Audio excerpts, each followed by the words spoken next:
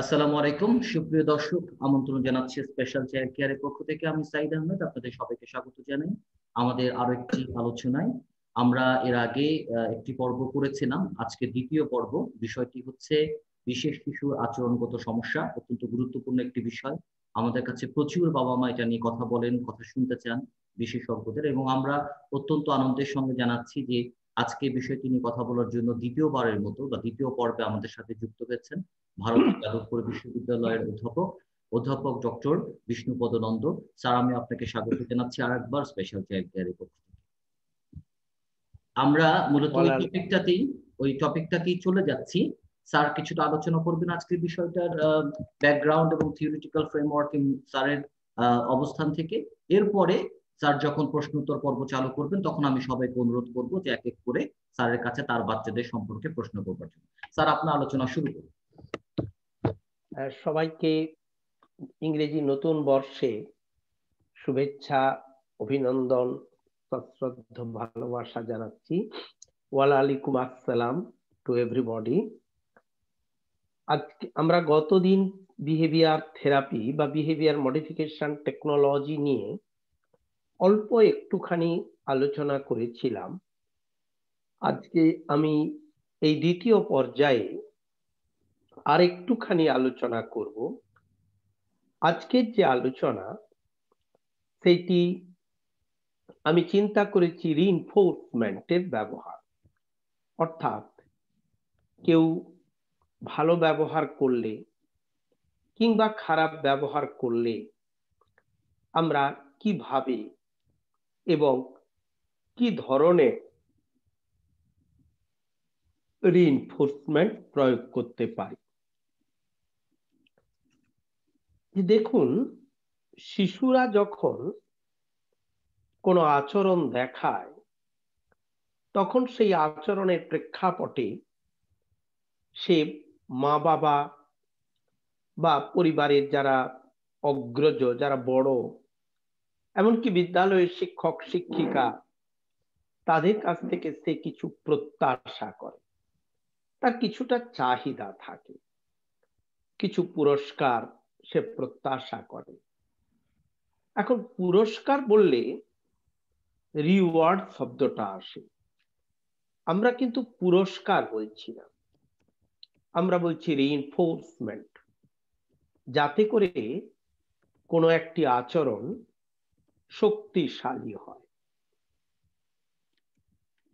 অর্থাৎ এমন কিছু উপাদান আমাদের দিতে হবে শিশুকে, যাতে করে শিশুর প্রত্যাশিত বিশেষ আচরণটি শক্তিশালী হবে এবং যে আচরণটাকে আমরা প্রত্যাশা করছি না, যে আচরণটিকে আমরা পেতে চাইছি না, সেই আচরণটি ক্রমশ লঘু হবে, ক্রমশ দুর্বল হয়ে যাবে এবং একটা সময়ে উপযুক্ত শক্তিদায়িকা বা উপযুক্ত উদ্দীপকের অভাবে ওই আচরণটা ধীরে ধীরে একেবারে চলে যাবে। এখন আচরণগুলোকে আমরা খুব ব্রডলি, খুব টেকনিক্যালি নয়, খুব ব্রডলি সর্বসাধারণের বোঝার জন্য আচরণগুলিকে আমরা দুটি প্রধান ভাগে ভাগ করে নিতে পারি। কিছু আচরণ পজিটিভ, অর্থাৎ যে আচরণগুলোকে আমরা ইতিবাচক দৃষ্টিভঙ্গি থেকে দেখি যে হ্যাঁ, এই বিশেষ ধরনের আচরণগুলো আমাদের জন্য গ্রহণযোগ্য। যেমন শিশু, তাকে বসতে বলা হলো, সে বসলো, তাকে শুতে বলা হলো, সে শুয়ে পড়লো, তাকে দাঁত মাজতে নিয়ে গেলাম এবং সে দাঁত মাজলো, সে কিন্তু আমাকে সহায়তা করলো তাকে দাঁত মাজিয়ে দিতে, মুখ ধুইয়ে দিতে।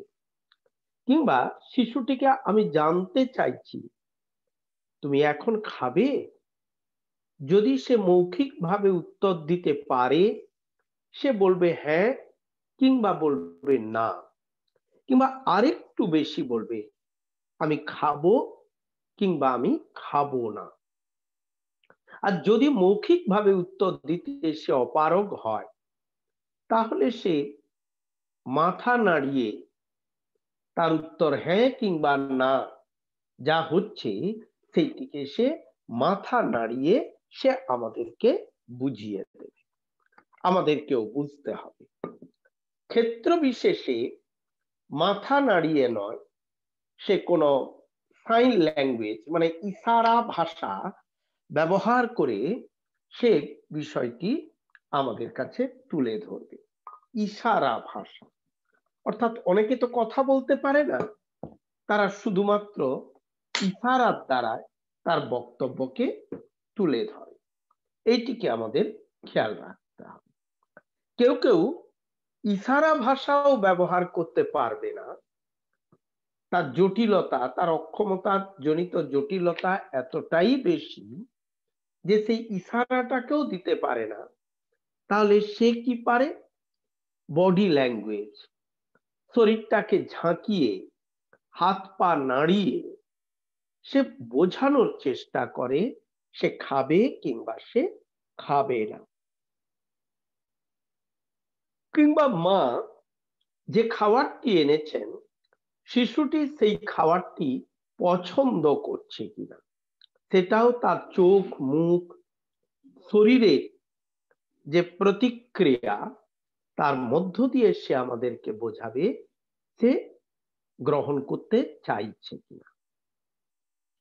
এখন যদি তার উত্তর ইতিবাচক হয়, আপনার পক্ষে গ্রহণযোগ্য হয়, যদি তার উত্তরটি বা তার রিয়াকশন, তার প্রতিক্রিয়াটি, তার আচরণ বা তার ব্যবহারটি যদি সমাজ অনুমোদিত হয়, যদি পরিবারের পক্ষে অনুমোদনযোগ্য হয়, যদি মা বাবার পক্ষে অনুমোদনযোগ্য হয়, তাহলে আপনি সেখানে ইতিবাচক শক্তিদায়িকা বা উদ্দীপক দিতে পারেন। যেমন, তোমার খেতে ইচ্ছে করছে? বাহ, দেখো তোমার জন্য আমি দুধ ভাত এনেছি, তুমি তো খুব দুধ ভাত আলু সেদ্ধ দিয়ে পছন্দ করো, তাই না? বাচ্চাটি কিন্তু কথা বলতে পারে না, মাই কথা বলছেন। আমি বুঝতে পারছি তোমার খুব পছন্দ এই যে দুধ ভাত আর আলু সেদ্ধ মাখিয়ে এনেছি, নাও তুমি খাও। দিয়ে মা চামচ দিয়ে একটু একটু করে খাইয়ে দিচ্ছে। কিংবা শিশুটি বড় হয়েছে, নিজেই চামচ দিয়ে বা হাত দিয়ে খেতে শিখেছে, অতএব মা কিন্তু তাকে সহায়তা দিচ্ছেন পাশে বসে। কিরকম? শিশুটির হাতে হাত রাখছেন, শিশুটির পিঠে নিজের বাম হাতটি রাখছেন, ডান হাত দিয়ে তিনি খাবারগুলিকে গুছিয়ে দিচ্ছেন সুন্দরভাবে, কারণ খাবারটা ছড়িয়ে যাচ্ছে। অনেক মাকে লক্ষ্য করা যায় যে শিশুটি নিজে যখন মোটামুটি খেতে পারে, অতএব তিনি তার কাছে বসে খাওয়ানোর প্রয়োজনীয়তা বোধ করেন না। এইটি করলে কিন্তু চলবে না, শিশুর কাছে বসতে হবে, বাম হাতটা শিশুর পিঠে থাকবে, কখনো ঘাড়ের কাছে, কখনো মাথায়, কখনো তিনি একটু সুড়সুড়ি দিচ্ছেন, হাত বুলিয়ে দিচ্ছেন, একটু আদর করে দিচ্ছেন।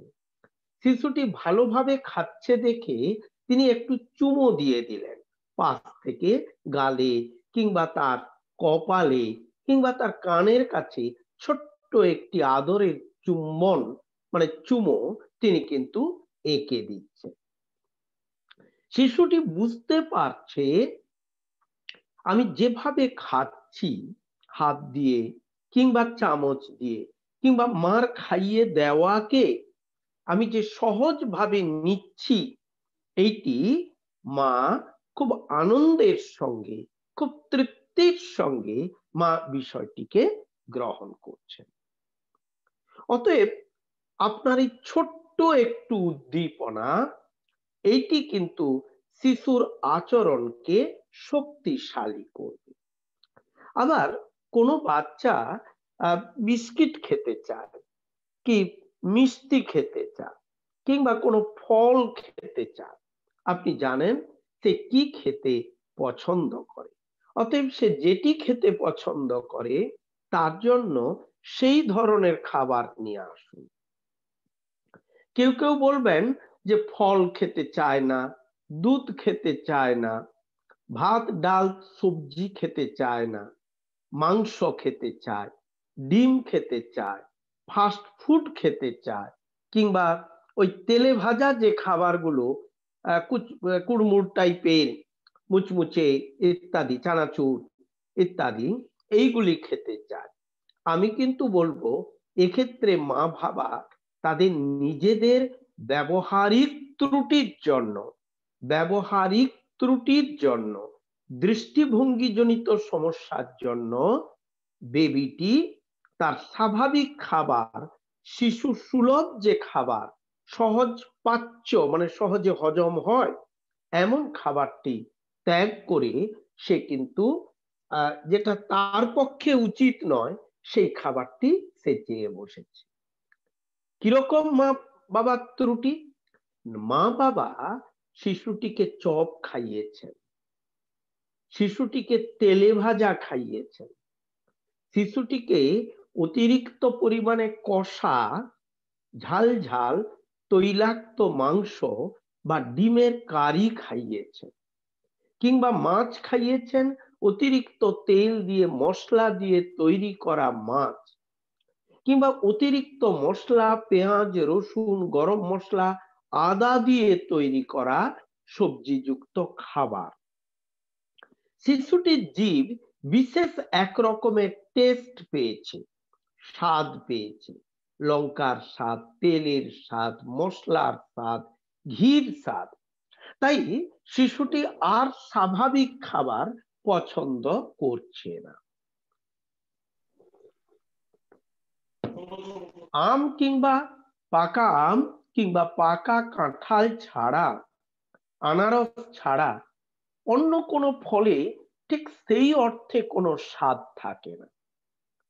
কিন্তু শিশুকে তার ফল খাওয়ার বদলে যদি আমি ফাস্ট ফুড খাওয়াই, যদি আমি মুচমুচে কিছু ভাজা খাওয়াই, যে ভাজাগুলো প্যাকেট করে পাওয়া যায়, তাহলে একবার তার টেস্ট পাওয়ার ফলে সে আর এই ফল, দুধ, সবজি, ডাল, ভাত, যে খাবারটা, রুটি, যে খাবারটা তার জন্য স্বাভাবিক খাবার, যে খাবার খেলে তার শরীর সুস্থ হবে, ভালো থাকবে, সহজে হজম করতে পারবে, তার সহজ শরীরের বিকাশ হবে, বৃদ্ধি হবে, তার মলমূত্র ত্যাগ খুব পরিষ্কার ভাবে হবে এবং নিয়মিত নির্দিষ্ট সময় ভিত্তিক হবে, সেই জিনিসটি কিন্তু হারিয়ে যায়। কারণ মা বাবা নিজেদের অজ্ঞাতসারে নিজেদের চাহিদা তৃপ্ত করতে গিয়ে শিশুকে তার পক্ষে অস্বাভাবিক খাবার দেয়। এইখানে আরো কয়েকটি গুরুত্বপূর্ণ কথা। আন্তর্জাতিক যে গবেষণা হয়েছে সারা বিশ্ব জুড়ে, যে গবেষণা রিপোর্ট আমার মানসিক প্রতিবন্ধিতা বলে যে বই, সেই বইতে রয়েছে, সেই গবেষণাতে আন্তর্জাতিক সারা পৃথিবীর বিভিন্ন রাষ্ট্রে গবেষণা হয়েছে, তাতে দেখা গেছে যে এই যে চ্যালেঞ্জড বেবি, প্রতিস্পর্ধী শিশু, অক্ষম শিশু, ডিসেবলড শিশু, তাদেরকে আমরা যদি কোনো ফাস্ট ফুড, কোনো জাঙ্ক ফুড, অতিরিক্ত তেল মশলা যুক্ত মাছ, ডিম, মাংস বা সবজি খাওয়াই, বা তৈলাক্ত খাদ্য দিই, বা যদি আমরা বেশি পরিমাণে বাজার থেকে কিনে আনা রঙিন মিষ্টি খাওয়াই, বাজার থেকে কিনে আনা প্রচুর পরিমাণে ফ্যাট যুক্ত, ক্রিম যুক্ত যে কেক পাওয়া যায়, বার্থডে কেক যেগুলিকে বলে, কিংবা আজকাল পিস পিস করেও প্রচুর ফ্যাট যুক্ত কেক পাওয়া যায়, সেই কেক যদি আমরা শিশুকে খাওয়াই, শিশুকে যদি আমরা কোল্ড ড্রিঙ্কস খাওয়াই, যে কোনো ধরনের কোল্ড ড্রিঙ্কস শিশুকে যদি আমরা খাওয়াই, তাহলে চকোলেট, যে কোনো ধরনের চকোলেট যদি আমরা শিশুকে খাওয়াই, রংযুক্ত ক্রিমযুক্ত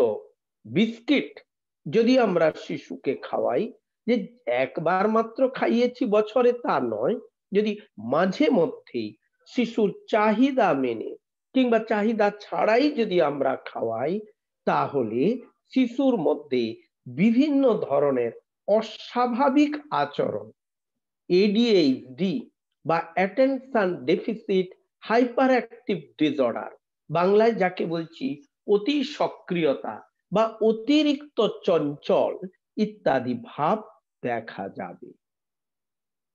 তাই খাদ্যাভ্যাসকে পরিবর্তন করা অত্যন্ত জরুরি। এমনকি যদি আপনার ডিসেবলড শিশুটি বয়স 15, 16, 14, 18 হয়, তাহলে অন্যান্য স্বাভাবিক শিশুর মতো আপনার শিশু কিন্তু অস্বাভাবিক নয়, আপনার শিশুটি প্রতিস্পর্ধী শিশু। অন্যান্য অপ্রতিস্পর্ধী শিশুর মতো আপনার শিশুরও বয়ঃসন্ধিকাল শুরু হবে, যৌবনাগম হবে, তার শরীরেও কিন্তু কিছু যৌন চাহিদা, যৌবনকালীন চাহিদা তার শরীরের মধ্যে উদ্ভূত হবে। সেখান থেকে আমরা তাকে সরাতে পারবো। আমার শিশু অটিস্টিক, আত্মমগ্ন, আমার শিশু মস্তিষ্ক পক্ষাঘাতে আক্রান্ত বা সেরিব্রাল পলসি, আপনার শিশু এডিএইচডি বা অতি সক্রিয়তাতে আক্রান্ত, কিংবা আপনার শিশু বুদ্ধিযুক্ত প্রতিস্পর্ধী, বৌদ্ধিক প্রতিস্পর্ধী, কিংবা আপনার শিশুর মধ্যে একাধিক ধরনের অক্ষমতা রয়েছে। এই কারণে তার যে স্বাভাবিক যৌবনের আগমন সেটি কিন্তু বাধাপ্রাপ্ত হবে না, কারণ এই যৌবনের আগমন এটি নির্ভর করে আমাদের শরীরে থাকা হরমোনের উপরে। আমাদের শরীরে যে বিভিন্ন রকমের গ্রন্থি আছে, সেই গ্রন্থিগুলো থেকে হরমোন খরিত হয়। অতএব গোনাডোট্রপিক হরমোন, যেমন এই হরমোন উদ্দীপিত করে, তাই পুরুষ তাই মেয়ে তাদের মধ্যে একটা যৌন উদ্দীপনা, একটা যৌন আকাঙ্ক্ষা সৃষ্টি হয়। সেটা কিন্তু স্বাভাবিক। অনেকে প্রকাশ করতে পারে, অনেকে প্রকাশ করতে পারে না। যারা প্রকাশ করতে পারে একরকম, তাতে আপনারা বিরক্ত হন, আপনারা স্বীকার করতে পারেন না, স্বীকার করতে চান না যে আপনার সন্তানটিও ডিসেবলড হলেও তার বয়ঃসন্ধিকালীন পরিবর্তন এসছে, তার শরীরে যৌবনের আগমন ঘটেছে, অর্থাৎ জোয়ার এসেছে। সবসময় মনে করেন যে না, এরা তো ডিসেবলড, এরা তো দেব শিশু, অতএব এদের আবার যৌবন আসবে কেন? কিন্তু এই ব্যাপারটা যারা প্রকাশ করতে পারে না, সমস্যাটা তাদের ক্ষেত্রে বেশি হয়। তারা খুব অ্যাগ্রেসিভ, মানে আক্রমণাত্মক হয়। এই আক্রমণাত্মক আচরণ যখন আরো জটিল হয়ে ওঠে, এই জটিলতার সঙ্গে আমাদের মস্তিষ্ক দায়ী, ফ্রন্টাল লোব অফ ব্রেন, মস্তিষ্কের সম্মুখখণ্ড এবং অ্যামাইলোগ্লিয়া, এই দুটো পার্ট দায়ী। তারা কি করে? আমাদেরকে ক্রোধে উন্মত্ত করে দেয়। শুধু আক্রমণাত্মক নয়, ক্রোধে উন্মত্ত করে, ফলে হিংস্র আচরণ করি। শিশু তাই জামা কাপড় ছিঁড়ে ফেলে, হাত কামড়ে ধরে, মায়ের বা বাবার বা দিদির চুল ধরে টেনে ছিঁড়ে ফেলে, সামনে জিনিসপত্র যা পায় তাই দিয়ে আক্রমণ করে পরিচর্যাকারীকে। সামনে ছুরি কাঁচি কিছু ধারালো কিছু পেলে তা দিয়ে স্ট্যাব করতে যায়, খুন করতে যায়, মারতে যায়। কিন্তু শিশু জানলো কি করে যে এইটা দিয়ে মারা যায়? সে দেখেছে টিভিতে, সে দেখেছে মোবাইলে মা বাবা নিজেদেরকে রক্ষা করবার জন্য ছেলেদের হাতে, এই সমস্ত ডিসেবলড ছেলে মেয়েদের হাতে মোবাইল তুলে দিচ্ছেন, টিভি তুলে দিচ্ছেন। মোবাইল বা টিভিতে এমন সব প্রোগ্রাম দেখতে পাচ্ছে শিশু যে যাতে করে সে খারাপ আচরণে অভ্যস্ত হচ্ছে। এবং এখানে আরেকটি কথা, খাবারটা যদি উত্তেজক হয়, আমি যে খাবারগুলির কথা বললাম সেই খাবারগুলি যদি উত্তেজক খাবার যদি দেওয়া হয়, শিশুর শরীরে যৌন উত্তেজনা, যৌন আকাঙ্ক্ষা অতিরিক্ত বৃদ্ধি পাবে। আমি নিজে এইটা প্রায়োগিক ক্ষেত্রে কাজ করেছি, আমি নিজে প্রয়োগ করেছি। আমাদের কলকাতার কাছে সোনারপুর বলে একটি জায়গা, সেখানে আমরা আমাদের একটা খুব বড় একটা অর্গানাইজেশন আছে, আরোগ্য সন্ধান চ্যারিটেবল ট্রাস্ট। এইখানে হোম আছে, এই হোমে সমস্ত অ্যাডাল্ট ডিসেবলড ছেলে মেয়েরা থাকে, তাদেরকে রাখা হয়, টাকার বিনিময়ে তারা থাকে। এবং প্রথম যখন ছেলে মেয়েরা এসেছে বা এসেছিল, দেখেছি তাদের মধ্যে ভয়ানক সমস্ত জটিল প্রবলেম বিহেভিয়ার, এবং যে জটিল প্রবলেম বিহেভিয়ার কারু কারু ক্ষেত্রে ধরা গেছিল যে পূর্ববর্তী সময়ে যখন তারা অন্য কোনো হোমে ছিল সেখানে থাকাকালীন তারা অ্যাবিউজড হয়েছিল, অর্থাৎ তাদেরকে, তাদের যৌনাঙ্গকে কেউ ব্যবহার করেছিল। মা বাবা আমাকে বলেন, আমি কি করেছিলাম, শুধু তাদের ফুড হ্যাবিটটাকে চেঞ্জ করে দিয়েছিলাম। আমি বলে দিলাম কবে সোম থেকে রবিবার সপ্তাহের 7 দিন সকালের টিফিন কি হবে, বিকালের টিফিন কি হবে, দুপুরের খাবার কি হবে, রাত্রের খাবার কি হবে, অল্টারনেটলি। খাবার শুধু হলেই হবে না, খাবারে কি ধরনের মশলা পড়বে, কি স্টাইলে রান্না হবে, কতটা ফল খেতে হবে, কতটা শাক খাওয়াতে হবে, কতটা ডাল খাওয়াতে হবে, ডালে কতটুকু ফোড়ন পড়বে অথবা সেদ্ধ সেদ্ধ অবস্থায় ডাল খাওয়ানো হবে, শাকে কতটুকু তেল পড়বে, মশলা পড়বে, অথবা শাকটাকে সেদ্ধ করে সামান্য একটুখানি সর্ষের তেল তার উপরে ছড়িয়ে দিয়ে নাড়িয়ে দিয়ে তাকে খাওয়ানো হবে। এইটি করার পরে 1 বছরের মাথায় দেখা গেল ওই সমস্ত ছেলে মেয়েরা যারা তাদের যৌন উদ্দীপনাকে প্রতিনিয়ত শো করত, ছেলেরা মেয়ে দেখলে পাগল হয়ে উঠত, ছুটে যেত জড়িয়ে ধরতে, কিস করতে, আর মেয়েরা ছেলেদেরকে দেখলে এগিয়ে আসতো, গায়ে হাত দিত, আদর করতে চেষ্টা করত, জড়িয়ে ধরতে চেষ্টা করত, নিজেদের বুকে নিজেরা হাত দিয়ে স্পঞ্জ করতে চেষ্টা করত। সেই টোটাল বিহেভিয়ার গুলো আস্তে আস্তে আস্তে আস্তে পরিবর্তন। এমনকি যারা এডিএইচডি, অতিরিক্ত অতি সক্রিয় আচরণ যারা দেখায়, যারা দেখাতো, তারা আস্তে আস্তে অনেকটা ঠান্ডা, অনেকটা স্বাভাবিক আচরণ দেখাতে শুরু করল। আমি তারপরে বললাম যে কি ধরনের এক্সারসাইজ করাতে হবে। নিয়মিত সেখানে সকালে সন্ধ্যায় এক্সারসাইজ, সকালে হাঁটানো, সন্ধ্যাতে হাঁটানো ইত্যাদি যে অ্যাক্টিভিটিস গুলো, এই অ্যাক্টিভিটিস গুলো আস্তে আস্তে তাদেরকে আমরা দিতে শুরু করলাম। সো আন্তর্জাতিক ক্ষেত্র যে গবেষণাটা প্রকাশ করেছে, সেই গবেষণাকে আমি হাতে কলমে প্রয়োগ করে দেখলাম এটা হয়। অর্থাৎ ফুড দেবেন, কিন্তু ফুডটা কখনো রিচ ফুড হবে না, কোন রকম ভাবে ফাস্ট ফুড দেওয়া যাবে না, জাঙ্ক ফুড দেওয়া যাবে না। আমরা মা বাবাদের বলি, আপনারা যখন দেখা করতে আসবেন তখন বিস্কুট নিয়ে এসে জমা দেবেন।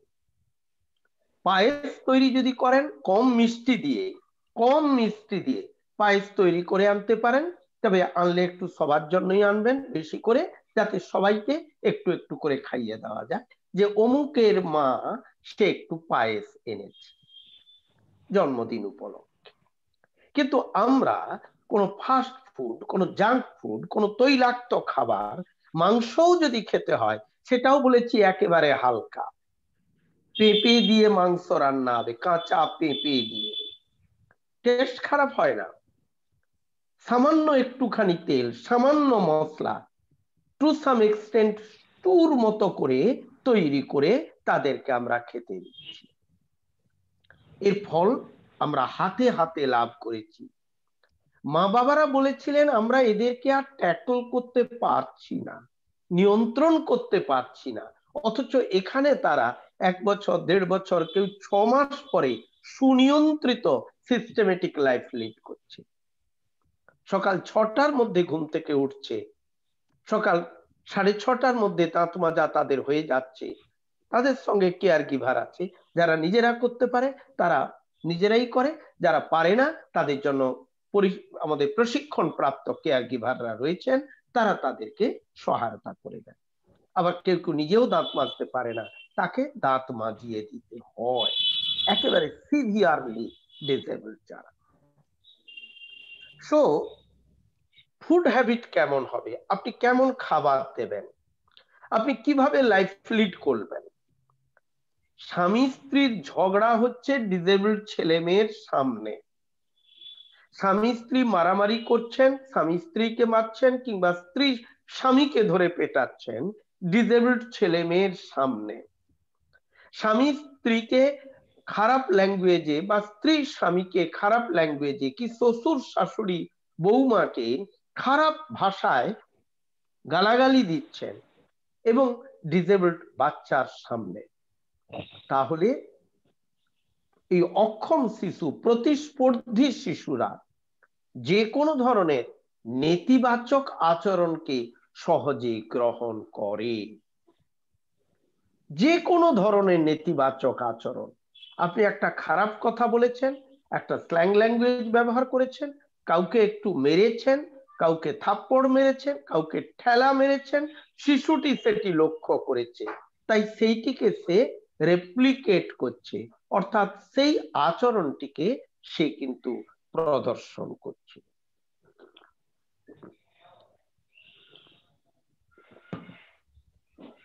আপনাকে খেয়াল রাখতে হবে যে আপনি এমন আচরণ করবেন না শিশুর সামনে যে আচরণ শিশুর কাছ থেকে আপনি পেতে চান না।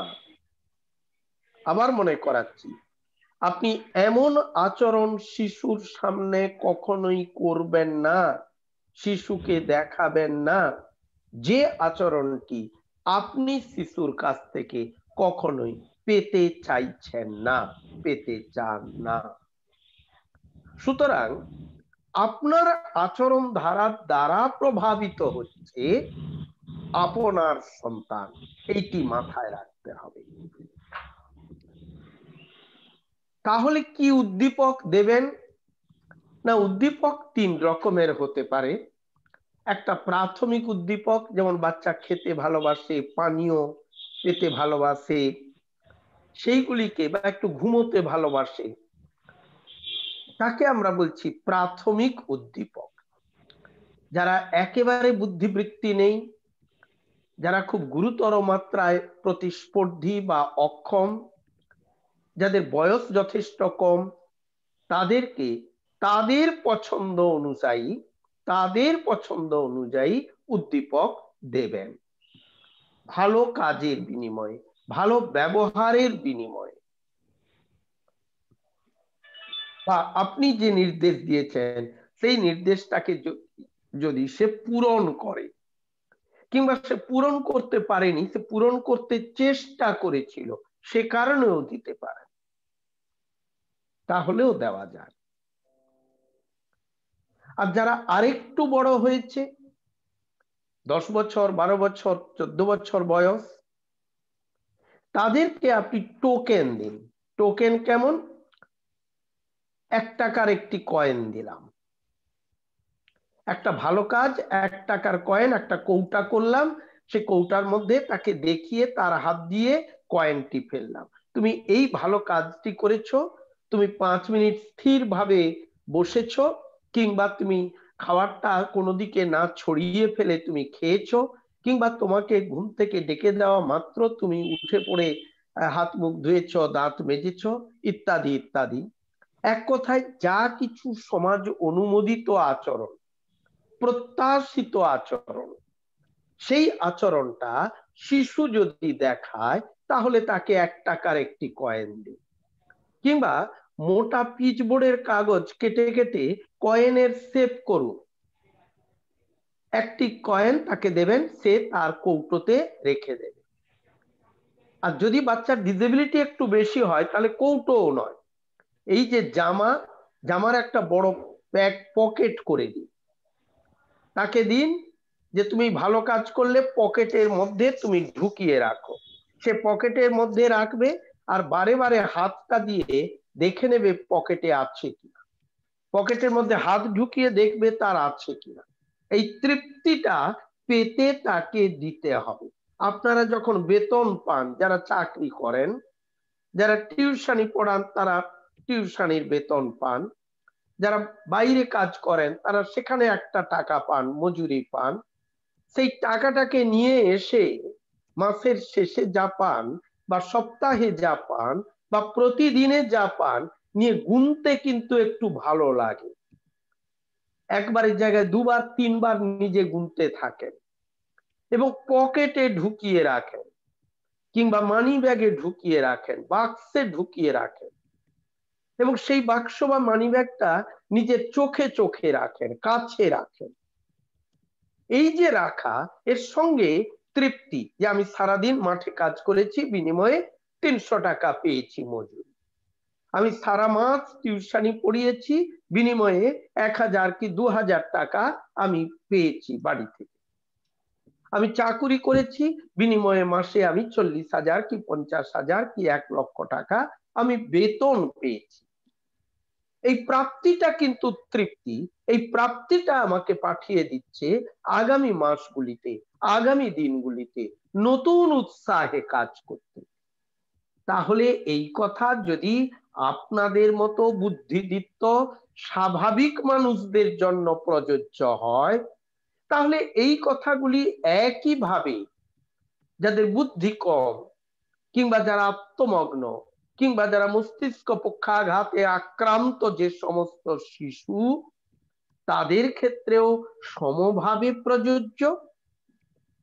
তাই তাদেরকে সুযোগ করে দিন যে পকেটের মধ্যে হাত ঢুকিয়ে সে দেখতে থাকুক, আর এখানে এইভাবে সে বুকে চেপে দিয়ে ফিল করতে থাকুক, শরীর দিয়ে, বুক দিয়ে সে ফিল করুক যে ভালো কাজের জন্য সে আজকে একটি কয়েন পেয়েছে বা একটা চাকতি পেয়েছে। তাকে বলতে হবে 5টা চাকতি জোগাড় হলে তুমি এই জিনিস কিনতে পারবে বা আমি তোমাকে কিনে দেব, 10খানা চাকতি হলে এই জিনিস, 20খানা চাকতি হলে এই জিনিস।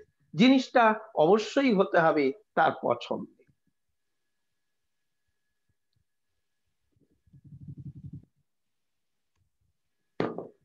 এইটাকে আমরা বলছি টোকেন ইকোনমি।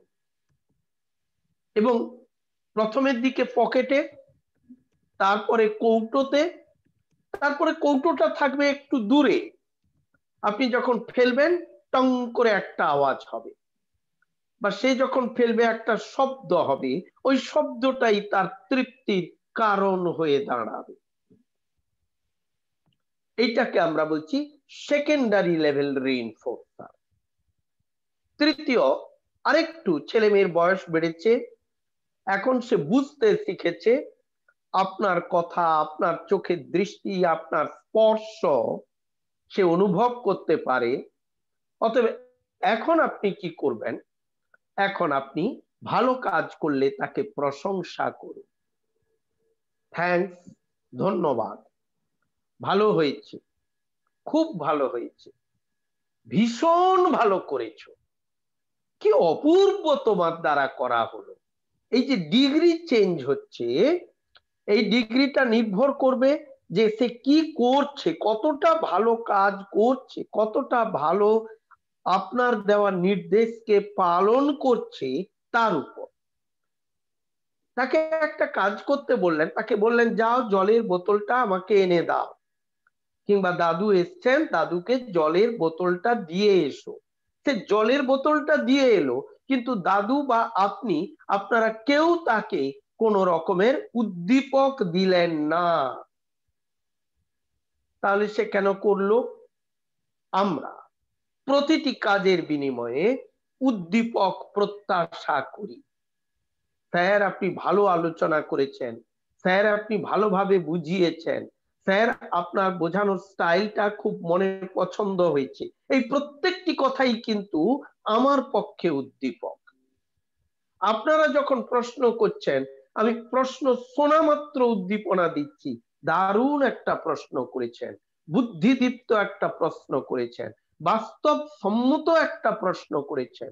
আসলে কি আপনি এই যে প্রশ্নটি করছেন, বিনিময়ে আমি আপনাকে উদ্দীপনা দান করছি। স্কুলে, কলেজে, বিশ্ববিদ্যালয়ে যারা ভালো শিক্ষক, আদর্শ শিক্ষক, তারা প্রতিটি প্রশ্নের উত্তর পাওয়া মাত্র শিক্ষার্থীকে উদ্দীপনা দেন, সামাজিক উদ্দীপনা দেন, একটা বড় করে টিক মেরে দেন। উত্তরটা পারফেক্ট, তাই একটা বড় করে টিক দিয়ে দিলেন। কেমন? এক মিনিট একটু।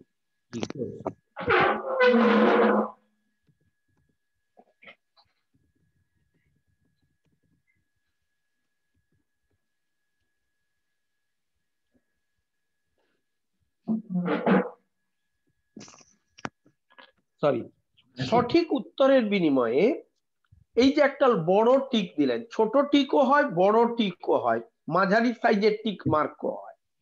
দেখবেন প্রি প্রাইমারি ক্লাসে পুরো খাতা জুড়ে বড় করে টিক মার্ক। আরো ভালো উত্তর বা আরো ভালো বিহেভিয়ার, টিচার কি করলেন, একটা সুন্দর হাসি মুখ রেখে দিলেন। ছেলে হলে ছেলের মুখ, মেয়ে হলে মেয়ের মুখ, একটু পাশে চুলের ঝুঁটি দিয়ে দিলেন বা উপরের দিকে চুলের ঝুঁটি একটু ফিতে করে দিলেন, কিংবা লিখে দিলেন গুড, কিংবা ভেরি গুড, কিংবা এক্সেলেন্ট, কিংবা লিখছেন এক্সট্রা অর্ডিনারি। এই যে উদ্দীপনা দিচ্ছেন, এইটি কিন্তু শিশুর পক্ষে অত্যন্ত গ্রহণযোগ্য। তাই স্বাভাবিকভাবেই শিশু কিন্তু পজিটিভ বিহেভিয়ার দেখাচ্ছে। শিশু চাইছে পরের দিন আমাকে আরো ভালো উত্তর দিতে হবে, আরো বড় টিক মার্ক পেতে হবে, আরো সুন্দর হাসি মুখ পেতে হবে, এবং সেটিকে সে বাড়ি নিয়ে গিয়ে মাকে বা বাবাকে বা দাদা দিদিকে সে দেখাচ্ছে যে দেখো দেখো আমি কি পেলাম। পরিবারে ডিসেবলড চাইল্ডও ঠিক তাই। অতএব এই যে সোশ্যাল রিইনফোর্সার, সামাজিক উদ্দীপক দান অত্যন্ত জরুরি। তার আগে লক্ষ্য করুন সে ফিল করতে পেরেছে কিনা। তার চোখে আপনার সপ্রশংস দৃষ্টি রাখুন, সে যেন বুঝতে পারে দৃষ্টি দিয়ে আপনি প্রশংসা করছেন। যখন বয়সটা আরো বেশি, যখন আরো ভালো বুঝতে পারছি, সবসময় মুখ দিয়ে শব্দগুলো উচ্চারণ করলে তার ভালো লাগবে না। কখনো প্রশংসা, কখনো বুকে জড়িয়ে ধরা, কখনো একটু চুমো খাওয়া, কখনো তাকে কোলের উপরে একটু বসিয়ে নেওয়া, কখনো তার পিঠে কিংবা ঘাড়ে কিংবা মাথার চুলে একটু বিলি কেটে দেওয়া। সো সোশ্যাল রিইনফোর্সার সেগুলো বিভিন্ন ডিগ্রির হতে পারে, বিভিন্ন ডিগ্রির সোশ্যাল রিইনফোর্সার হবে। এই রিইনফোর্সার প্রয়োগ করতে না পারলে আপনি কখনোই বাচ্চার বিহেভিয়ারকে মডিফাই করতে পারবেন না, এবং মডিফাই যদি করতেও পারেন, অর্থাৎ কোনো বিহেভিয়ার থেরাপিস্ট বা স্পেশাল এডুকেটর যদি আপনার বাচ্চার প্রবলেম বিহেভিয়ার মডিফাই করেও দেন, তাহলেও কিন্তু আপনি সেই বিহেভিয়ারটাকে বাচ্চার মধ্যে স্থায়ীভাবে ধরে রাখতে পারবেন। অর্থাৎ এর থেকে একটি কথা বললাম, আমি বলতে চাইলাম যে মা বাবাদের ব্যবহারিক ক্ষেত্রের ত্রুটি, মা বাবাদের ব্যবহারিক জীবনের সমস্যা, আচরণগত সমস্যা শিশুর উপরে বর্তায়, শিশুকে বিশেষভাবে প্রভাবিত করে। মা বাবা যদি শিশুর সামনেই আলোচনা করেন বা কখনো বলে ফেলেন, ভগবান কি পাপে যে এরকম বাচ্চা জন্মেছে, ভগবান এ বাচ্চা বেশি দিন বাঁচবে না, হে ভগবান, বাচ্চাটা মরে গেলেই আমি বাঁচি, আমার হাড় জুড়োয়। এই কথাগুলি কিন্তু শিশু বুঝতে পারে, সে প্রকাশ করতে পারে না যে সে আহত হচ্ছে। আমি একটা লাইভ এক্সাম্পল দিয়ে সরে যাব। আমি তখন Narendrapur Ramakrishna mission blind boys academy training কলেজের ছাত্র, যে দৃষ্টিহীন শিক্ষার্থীকে কি করে পড়াতে হবে। আমি ক্লাস 9-এ লাইফ সায়েন্সের ক্লাস নিতে গেছি দৃষ্টিহীনদের জন্য। সেখানে একটি ছাত্র আমাকে বলছে, স্যার আপনি এত সুন্দর পড়ান, এত সুন্দরভাবে বুঝিয়ে বলেন, এবং আমাদেরও যে প্রয়োজনীয়তা আছে আপনার কথায় পাই, কিন্তু স্যার আমার মা বাবা তো চায় না আমাকে। কিরকম না, আমি গরমের ছুটিতে বাড়ি গেছিলাম, আমি একটু বিকালে তো সন্ধ্যার আগে আগে একটু সামনেটা ঘুরে বেড়াচ্ছিলাম, ওই হাতে হোয়াইট এটা নিয়ে, স্টিকটা নিয়ে, সাদা রঙের ছড়ি নিয়ে আমি একটু হাঁটছিলাম, আমার অভ্যস্ত আমার পরিচিত জায়গা। যখন শুনতে পেলাম শাঁখ বাজছে হিন্দু পরিবার, তখন ঘরের মধ্যে ঢুকলাম। একটাই মাত্র আমাদের রুম, সেখানে ঠাকুরের ফটো থাকে শুনেছি। মা সেখানে প্রদীপ জ্বালান, ধূপ জ্বালান, আমি ধূপের গন্ধ পাচ্ছি, প্রদীপের আলোটা যেন চোখে আমার একটু চকচক করে লাগছে, দেখতে পাই না কিন্তু আলো অন্ধকারটা আমি বুঝতে পারি। আমি খুব চুপি সারে ঢুকেছি, মাকে বুঝতে দিইনি, কারণ জানি, ছোটবেলা থেকে দেখেছি মা ধূপ দিয়ে প্রদীপ জ্বালিয়ে মা ঠাকুরকে প্রণাম করে, মাথা ঠুকে দেয় মেঝেতে। তা আমি জানি মা তাই করছে। তার পরক্ষণে শুনতে পেলাম মা আমার দীর্ঘশ্বাস ছেড়ে বলছে, হে ঠাকুর, আমার আগে আমার ছেলেটি যেন মারা যায়। তা আমি পিছনে দাঁড়িয়েছিলাম, আমি আস্তে আস্তে চুপি সারে সরে এলাম, যে ঠাকুরের কাছে, ঈশ্বরের কাছে, আল্লাহর কাছে, গডের কাছে, রামের কাছে আমার মা আমার মৃত্যুকে কামনা করছে।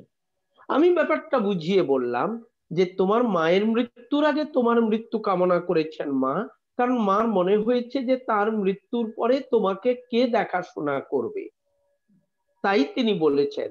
যদিও এটা বলা উচিত নয়, এবং তুমি যে এখন অনেক কিছুই নিজে নিজে পারো, সেটা তিনি এখনো বিশ্বাস রাখতে পারেন। এই যে ভাবনা, সেটা দৃষ্টিহীন, কিন্তু একজন বৌদ্ধিক প্রতিস্পর্ধী শিশু, সেও কিন্তু বুঝতে পারে। তাই শব্দ উচ্চারণ করার ক্ষেত্রে, বাক্য উচ্চারণ করার ক্ষেত্রে যথেষ্ট সাবধানী হতে হবে। এবং যদি মনে হয় এ ছেলেটি পাপের ফসল, এ ছেলেটি পূর্বজন্মের অন্যায়ের ফসল, এ ছেলেটি ঈশ্বরের দ্বারা কি আল্লাহর দ্বারা আমার অভিশাপের ফসল, তাহলে মাথায় রাখবেন আপনার ভিতরে রয়ে গেছে নেতিবাচক মনোভাব। যে নেতিবাচক মনোভাবটি আপনি নিজের অজ্ঞাত সারে রান্না করতে গিয়ে, খাইয়ে দিতে গিয়ে, ঘুম পাড়াতে গিয়ে, বুকের দুধ খাওয়াতে গিয়ে আপনি শিশুর মধ্যে সঞ্চারিত করছেন, শিশুর মধ্যে ঢুকিয়ে দিচ্ছেন।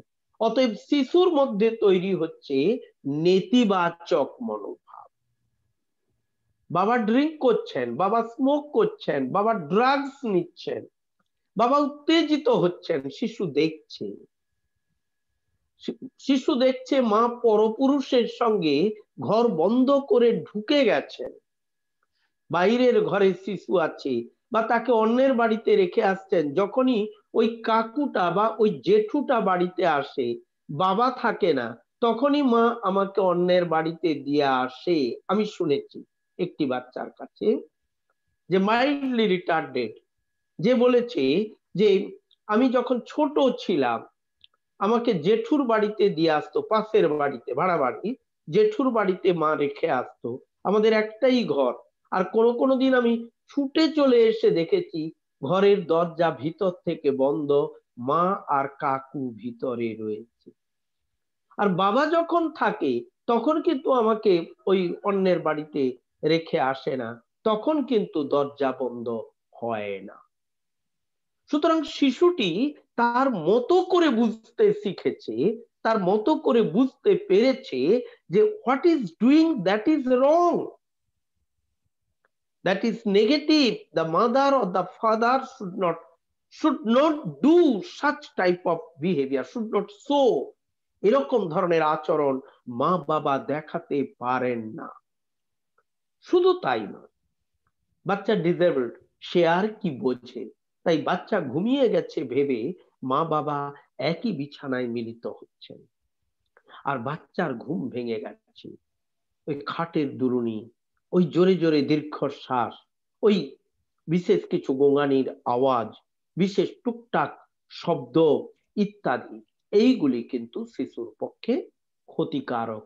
শিশু তার মতো করে কিছু একটা বুঝে নেয় যেটা মা বাবার পক্ষে শিশুর জন্য গ্রহণযোগ্য নয়। এবং আরেকটি কথা, ছোট্ট শিশু যাদের, অর্থাৎ যেখানে যেখানে মাতৃদুগ্ধ শিশুটি পান করে, বিশ্ব স্বাস্থ্য সংস্থার সমীক্ষা বলছে যে 2 বছর শিশুকে বুকের দুধ খাওয়াবেন, খাওয়াতেই হবে। অন্তত 2টি সন্তান জন্ম দেবেন। যে মা 2টি সন্তান জন্ম দেন এবং 2টি সন্তানকেই 2 বছর করে 4 বছর বুকের দুধ খাওয়ান, সেই সকল মায়ের ব্রেস্ট ক্যান্সার সারা পৃথিবীর ইতিহাসে অলমোস্ট আননোন। শুধু ব্রেস্ট ক্যান্সার নয়, জরায়ু ক্যান্সারও আননোন। ওই ব্রেস্ট ফিডিং কিন্তু জরায়ুর স্বাভাবিক স্ট্রাকচার তৈরি হতে মাকে সহায়তা দেয়। এটাই কিন্তু বায়োলজি, এটাই কিন্তু জীববিজ্ঞান।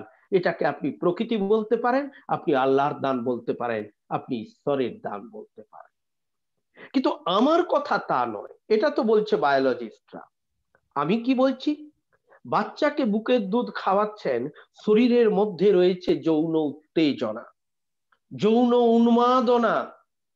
আপনি জাস্ট একটু আগে স্বামীর সঙ্গে মিলিত হয়েছেন, কি পুরুষের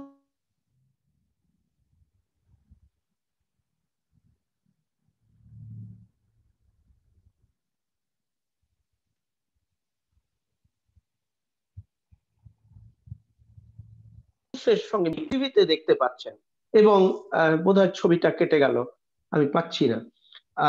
আমি ডাকছি একটু আমার ছেলেকে, বাবু, বাবনু।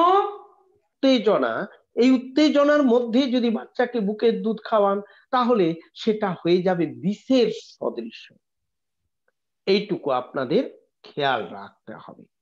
সুতরাং শিশু যে প্রবলেম বিহেভিয়ার গুলো শো করছে, সেই প্রবলেম বিহেভিয়ার গুলোর পিছনে মা বাবার ব্যবহারিক জীবনের সমস্যা, চারিত্রিক জীবনের সমস্যা একটি গুরুত্বপূর্ণ ভূমিকা হিসাবে রয়ে গেছে। আমাদের সেটাকে, ওই একটা ফোন এসে গেল, তাতে অসুবিধা হয়ে গেছে, ছবিটা হয়নি, ছবিটাতে এনে দাও। সুতরাং মায়ের আচরণ, বাবার আচরণ, পরিবারের আচরণ, এইটি কিন্তু অত্যন্ত গুরুত্বপূর্ণ।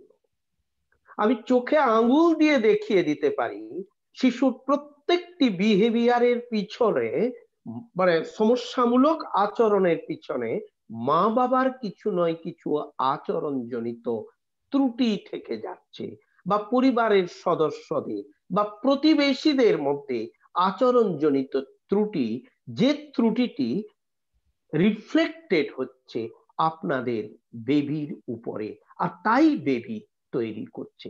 কারণ একটি কথা আমার বলা হয়নি, আমার বলতেই হবে, যে শিশু জন্মেই কোনো কিছু শেখে না। জন্মে সে কি শেখে? শ্বাসটা নিতে মাত্র শেখে, তার বেশি কিছু নয়। ওই যে বার্থ ক্রাই, জন্মের সঙ্গে সঙ্গে কেঁদে ফেলে, আর যে শিশু কাঁদতে দেরি হয় সে শিশু বাঁচে না বা ডিসেবলড হয়, যে শিশু কাঁদে না সে কোনোদিনই বাঁচে না। অতএব বার্থ ক্রাই মানে শ্বাসক্রিয়াটা শুরু হওয়া। এতক্ষণ মায়ের যে জন্মনালী, শিশুর যে জন্মনালী এবং মায়ের শরীরে যে প্ল্যাসেন্টা বা মাংসপিণ্ড, তার মধ্য দিয়ে মায়ের শরীর থেকে অক্সিজেন পাচ্ছিল। এই বাচ্চা জন্মানোর পরে যেই মায়ের শরীর থেকে ডিটাচড হলো, অমনি বাচ্চাকে কেঁদে উঠতে হলো, কারণ এবারে তার লাং সক্রিয় হলো, তার ফুসফুস সক্রিয় হলো, তার শ্বাস প্রক্রিয়া শুরু হলো। এইটাই বাচ্চা স্বাভাবিকভাবে অর্জন করে। অনেকে পারে না, ডাক্তাররা কৃত্রিম পদ্ধতি ব্যবহার করে তাদেরকে শ্বাসক্রিয়া শুরু করা। ডাক্তার ছটফট করতে থাকেন, দেরি হয়ে যাচ্ছে মানে বাচ্চা ডিসেবলড হয়ে যাবে, ওই শ্বাসক্রিয়ার দেরিতেই, অথবা বাচ্চা মারা যাবে, ব্লু বেবি হয়ে যাবে। তাহলে বাকি সবকিছু শিশু মাও যে বলে, বা আম্মু বলে, কি আব্বু বলে, কি মাম্মি বলে, সে যাই বলুক, কি প্রথমেই সে শুরু করে দাদ দাদ দাদ দাদ দাদ দাদ দাদ দাদ, কিংবা বাপ বাপ বাপ বাপ বাপ বাপ বাপ বাপ, এই যে জার্গন করতে থাকে, এটাও কিন্তু সে শুনে শুনে, মা বাবার শব্দ শুনে শুনে সে শব্দ সৃষ্টি করতে শেখে। তাই যে শিশু কিছুই শুনতে পায় না, সে শিশু শব্দ উৎপাদন করতে পারে না, কথা বলতে পারে না। আমাদের খেয়াল রাখতে হবে। সুতরাং শিশু মানে আমরা জন্ম থেকে বড় হওয়া পর্যন্ত প্রত্যেকটি আচরণ শিখেছি অন্যকে দেখে, টিভিতে দেখে, মোবাইলে দেখে, রেডিওতে শুনে, যাত্রা, থিয়েটার, সিনেমার মধ্য দিয়ে, কথকতার মধ্য দিয়ে, মজলিসের মধ্য দিয়ে, সংবাদপত্র পড়ে, বই পড়ে, শিক্ষক শিক্ষিকা কিংবা আমার যারা সহপাঠী তাদের কাছ থেকে আচরণ দেখে আমরা আচরণগুলো শিখি, আমরা কথাগুলো শিখি। জন্মগতভাবে কথা আমরা অর্জন করে পৃথিবীতে ভূমিষ্ঠ হই না। তার মানে এবারে তাহলে ক্লিয়ার করুন যে তার মানে আমাদের প্রত্যেকটি আচরণ শিক্ষা দিয়ে থাকেন প্রথমে মা বাবা এবং পরিবারের সদস্যরা, যে পরিবারের মধ্যে আমরা বড় হয়েছি, এবং তারপরে প্রতিবেশী, আত্মীয় পরিজন, তার উপরে স্কুল, তার উপরে অফিস বা কর্মক্ষেত্র, যার যেখানে যেমন। তাহলে প্রতিনিয়ত আমরা প্রভোক্ট হচ্ছি, আমরা প্রভাবিত হচ্ছি অন্যের দ্বারা যে কি আচরণটা করব। প্রতিস্পর্ধী শিশুও অন্যের দ্বারা প্রভাবিত হয়ে আচরণগুলি আয়ত্ত করছে। কোনো আচরণ মায়ের পেট থেকে পড়ে সে শেখেনি। প্রত্যেকটি আচরণের পিছনে মা বাবার কোনো না কোনো ভূমিকা, বা পরিবারের বা প্রতিবেশীদের কোনো না কোনো ভূমিকা কিন্তু সেক্ষেত্রে কাজ করছে। এইটুকু আমাদের খেয়াল রাখতে হবে। একটা ফোন এসে কাটতে পারে। ওকে, আমার মনে হয় আজকে এইটুকু পর্যন্ত তাত্ত্বিক আলোচনাই যথেষ্ট। এইটাকে বেশ করে তারপরে মা বাবারা যারা উপস্থিত রয়েছেন, আজকে যারা শুনছেন, তারা বলতে পারেন। এবং আমি আপনাকে অনুরোধ করব স্যার, যেই যে আলোচনাগুলো করছি, এই আলোচনাগুলিকে যদি মা বাবাদের কাছে আপনারা যদি রেকর্ডটাকে যদি পাঠিয়ে দেওয়ার ব্যবস্থা করতে পারেন, বা অবসর সময় শোনার ব্যবস্থা করতে পারেন, বারে বারে শুনতে শুনতে মনে থাকবে বিষয়গুলো। তা না হলে একবার আমি বলছি মানে তারা হারিয়ে ফেলবে। আমরা যেটা করি যে আমাদের স্পেশাল চাইল্ড কেয়ারের একটা ইউটিউব চ্যানেল আছে। তো আমাদের প্রত্যেকটা প্রোগ্রাম এখন রেকর্ড হয়, রেকর্ডের পরই ওটাকে প্রসেস করে আপনার ওই ইউটিউব চ্যানেলে আমরা আপলোড করি। তারপরে সেই লিঙ্কটা আমাদের যে ফেসবুক গ্রুপ আছে এটা সহ বাংলাদেশ, ইন্ডিয়া আর বেলজিয়াম, ইউকে, এই আপাতত এই 4টা দেশের প্রায় 12টা গ্রুপে দিয়ে দেওয়া হয়। তারা সবাই এই আমাদের ভিডিওগুলো দেখতে পান, এবং তারা ওখান থেকেও দেখতে পান। আর ওখানে যেহেতু একটা ভিডিওতে গেলেই তারা ইউটিউব চ্যানেলে চলে যেতে পারে, সেখানে আমাদের আলহামদুলিল্লাহ এ পর্যন্ত আমরা প্রায় 100, আমরা যদি আমাদের ট্রেনিং সেশন গুলো ধরি, যেটা চৈতালিদির সাথে আমরা ট্রেনিং করছি, ওগুলো যদি যোগ করি তাহলে আমরা 130টার উপরে আমাদের ভিডিও হয়ে গেছে অল টুগেদার। শুধু ইন্ডিভিজুয়াল সেশনই আছে প্রায় 100-র কাছাকাছি। তো সেগুলো সবাই পেয়ে যাচ্ছে, এবং তারা যখন ইচ্ছা, তারা যতবার ইচ্ছা ওরা দেখতে পাচ্ছেন। ওগুলা পাবলিক করা আছে, শুধু ট্রেনিং এর কিছু আমরা পাবলিক করি নাই, কিছুটা আমাদের কাছে আছে, বাকি সব। তাও প্রথম ট্রেনিংটা আমরা ফার্স্ট পার্টটা পুরোটাই করে দিয়েছিলাম। তো প্রশ্নোত্তর সেশনে চলে যাব। জাস্ট একটুখানি উল্লেখ করতে চাই, চৈতালি দি আজকেও আছেন আমাদের সাথে। অনেক ধন্যবাদ দিদি, বিকজ আমরা আপনাকে পেয়েছি আসলে চৈতালি দির মাধ্যমে, সুতরাং ওনাকে ধন্যবাদের ভাষা আমাদের নেই। তো দিদি আছেন আমাদের সাথে। আমি প্রশ্নোত্তর পর্বে যাব, বাবা মাদের কাছ থেকে যারা উপস্থিত আছেন আমি সহ সবার প্রশ্ন নিব। একটুখানি বলতে চাই স্যার, সেটা হচ্ছে গতকালকে আমাদের একটা প্যারেন্ট মিটিং ছিল এবং সেখানে আমরা প্রমিস করেছিলাম যে আপনারা আপনাদের প্রবলেমগুলো বলুন, আমরা আমাদের প্রফেশনালদের সাথে কথা বলে সেগুলো উত্তর জানার চেষ্টা করব, যেটা যেই ইয়েতে। তো আমি সেখানে 3টা প্রশ্ন আছে। এর সাথে আমাদের একজন আপা, আমাদের একজন মা, উনি আজকে যুক্ত হতে পারেননি, উনি আমাকে প্রশ্ন পাঠিয়েছেন, অনুরোধ করেছেন, আপনার প্রথম সেশনে ছিলেন উনি। তো এই 3টা প্রশ্ন আমার কাছে আছে। আমি কি 3টা প্রশ্ন একবারে আপনাকে বলবো? আপনি সংক্ষেপে একটা একটা করে বললে আমার একটা পক্ষে করে বলি। সুবিধা হবে, আমি ভুলে যাব না হলে। আপনি আপনি অলরেডি আসলে একটু আলোচনা করেছেন অলরেডি, তারপরে একটু বলছি। প্রায় কয়েকজন প্যারেন্ট এই প্রশ্নটা করেছেন, সেটা হচ্ছে যে বাচ্চাদের অ্যাগ্রেসিভ বিহেভিয়ার। যেমন একজন বলেছেন তার বাচ্চার বয়স 13 বছর, যে আপা আজকে জয়েন করতে পারেননি। আমার নিজের বাচ্চারও এই প্রবলেমটা আছে, বাইরে থেকে এসে অ্যাগ্রেসিভ হয়ে যায়, বাইরে খুব আনন্দের সাথে ঘুরতে চায়, এসে অ্যাগ্রেসিভ হয়ে যায়। বেশ অনেকেই, অনেক বাবা মা এটা বলছেন। এটা কিভাবে নিয়ন্ত্রণ করা যায়? অ্যাগ্রেসিভ বিহেভিয়ার এবং কখনো কখনো একটা কামড়ানো পর্যায়ে যাচ্ছে, যে কামড়ে দেয় নিজেকে বা অন্যকে, নিজেকে আঘাত করছে, রক্তাক্ত করে ফেলছে। হ্যাঁ, এবং অনেক ক্ষেত্রে দেখা যায় বাচ্চাগুলো বড়, তাদেরকে ম্যানেজ করা কঠিন হয়ে যাচ্ছে বাবা মাদের পক্ষে। তো সেইখানে যদি স্যার কিছুটা সংক্ষেপে বলেন যে অ্যাগ্রেসিভ বিহেভিয়ার কিভাবে নিয়ন্ত্রণ করা যায়। ধন্যবাদ। এই প্রশ্নটা যারা রেখেছেন, আপনার মাধ্যমে আমি তাদের সবাইকে আমার আন্তরিক শ্রদ্ধা এবং শুভেচ্ছা জানাচ্ছি। বৌদ্ধিক প্রতিস্পর্ধী এবং অটিস্টিক বাচ্চা এবং যারা মাল্টিপ্লি চ্যালেঞ্জ, বহুবিধ অক্ষমতা, একাধিক ধরনের অক্ষমতা যাদের মধ্যে রয়েছে, তারা প্রায়শই আক্রমণাত্মক আচরণ, হিংস্র আচরণ তারা দেখান। এই আক্রমণাত্মক এবং হিংস্র আচরণটা দুটো কিন্তু পাশাপাশি। আক্রমণাত্মক আচরণ যখন জটিল হয়ে ওঠে, তখন সেই আচরণটাকে আমরা বলছি হিংস্র আচরণ। আর আপনি যেটা আরেকটি কথা বললেন যে হাতে কামড়ে ধরছে, ঘা করছে, রক্তাক্ত করছে নিজেকে, যেটা বোধহয় প্রথম দিনে, গত দিনে বলেছিলাম একটুখানি, সেলফ ইনজুরিয়াস বিহেভিয়ার বা আত্মহননকারী আচরণ। এই যে যখন আমার অ্যাগ্রেসিভ বিহেভিয়ার শো করেও আমি অন্যের অ্যাটেনশন ড্র করতে পারলাম না, বা আমি যা পেতে চাইছি তা আমি পেতে পারলাম না, বা আমি যা বোঝাতে চাইছি তা আমি বোঝাতে পারলাম না, তখন নিরুপায় হয়ে আমি নিজেই নিজেকে আঘাত করি।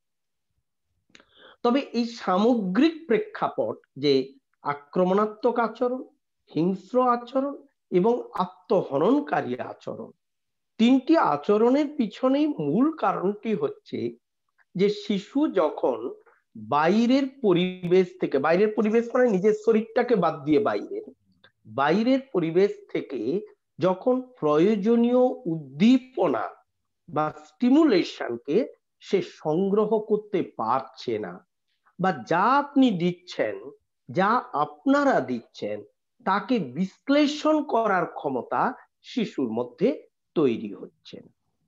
আপনি হয়তো স্যার বলবেন যে আমার শিশুটির বয়স 10 বছর কি 9 বছর, আমি সেই অনুযায়ী তাকে উদ্দীপনা দিচ্ছি, কিন্তু তার বৌদ্ধিক বিকাশ, তার যে বুদ্ধিমত্তার বা তার যে ভাষাগত সামর্থ্য বা তার যে জ্ঞানমূলক সামর্থ্যের বিকাশ দেখা যাবে হয়তো 2 বছর বা 3 বছরের শিশুর সমান। সুতরাং ভাষার দিক থেকে তাকে আমি বলবো তার বয়স 3, তার বয়স 9 বা 10 বললে লাভ হবে না। তাহলে 3 বছরের বাচ্চা কি বলে? ভাত, বাবু ভাত খাবে। কারণ আপনি তো বলছেন বাবু ভাত খাবে, অতএব সে কিন্তু বলতে পারছে না আমি ভাত খাবো। সে তাই ওই কথাটাকে কপি করে বলছে বাবু ভাত খাবে, আর আপনি হাসাহাসি করছেন বা প্রতিবেশীরা বিরক্ত হচ্ছেন। 9-10 বছরের বাচ্চা এখনো দেখো আমাদের ঘরের 2 বছরের বাচ্চার মতো কথা বলছে। বুঝতে হবে যে আপনার শিশুর বয়স ভাষাগত সামর্থ্যের নিরিখে হয়তো 2 বছর বা 3 বছর। কেমন? অতএব আপনি যে উদ্দীপনা তাকে দিচ্ছেন, সেই উদ্দীপনার মাত্রাটাকে বিশ্লেষণ করার ক্ষমতা শিশুটির ক্ষেত্রে যথেষ্ট সীমিত। শিশুটি ঠিক কি বুঝতে পারে, কতটুকু গ্রহণ করতে পারে, কতটুকু গ্রহণ করতে চাইছে, সেইটাকে আপনি দেখুন, যেটাকে আমি গতদিনে বলেছিলাম অ্যান্টিসিডেন্ট, ঘটনা শুরুর আগের অবস্থা। অতএব ঘটনাটা হচ্ছে, আপনি বলছেন আক্রমণাত্মক আচরণ বা হিংস্র আচরণ বা আত্মহননকারী আচরণ, কিন্তু তার আগে একটা প্রেক্ষাপট রয়েছে। সেই প্রেক্ষাপটটাকে ধরতে না পারলে সমস্যাটির সমাধান সূত্র করা যায় না। এক্স ভীষণ হিংস্র, মার কাপড় ছিঁড়ে ফেলে, বুকে আঁচড়ে দেয়, কামড়ে দেয়, খামচে দেয় ইত্যাদি, খাবারগুলোকে ছুঁড়ে ফেলে, এবং তারপরে যখন তাকে মানে কি বলা যায় বাধা দেওয়া হয়, তখন নিজের হাত সে নিজে কামড়ায়, কি পা কামড়ায়, কি দেওয়ালে মাথা ঠোকে, কি মেঝেতে মাথা ঠোকে। আপনারা বললেন বিহেভিয়ারটা, আপনারা বললেন না তার অ্যান্টিসিডেন্ট কোন সময়ে হয়। সে কি সব মহিলাকে আক্রমণ করে? সে কি সব সময়ে আক্রমণ করে?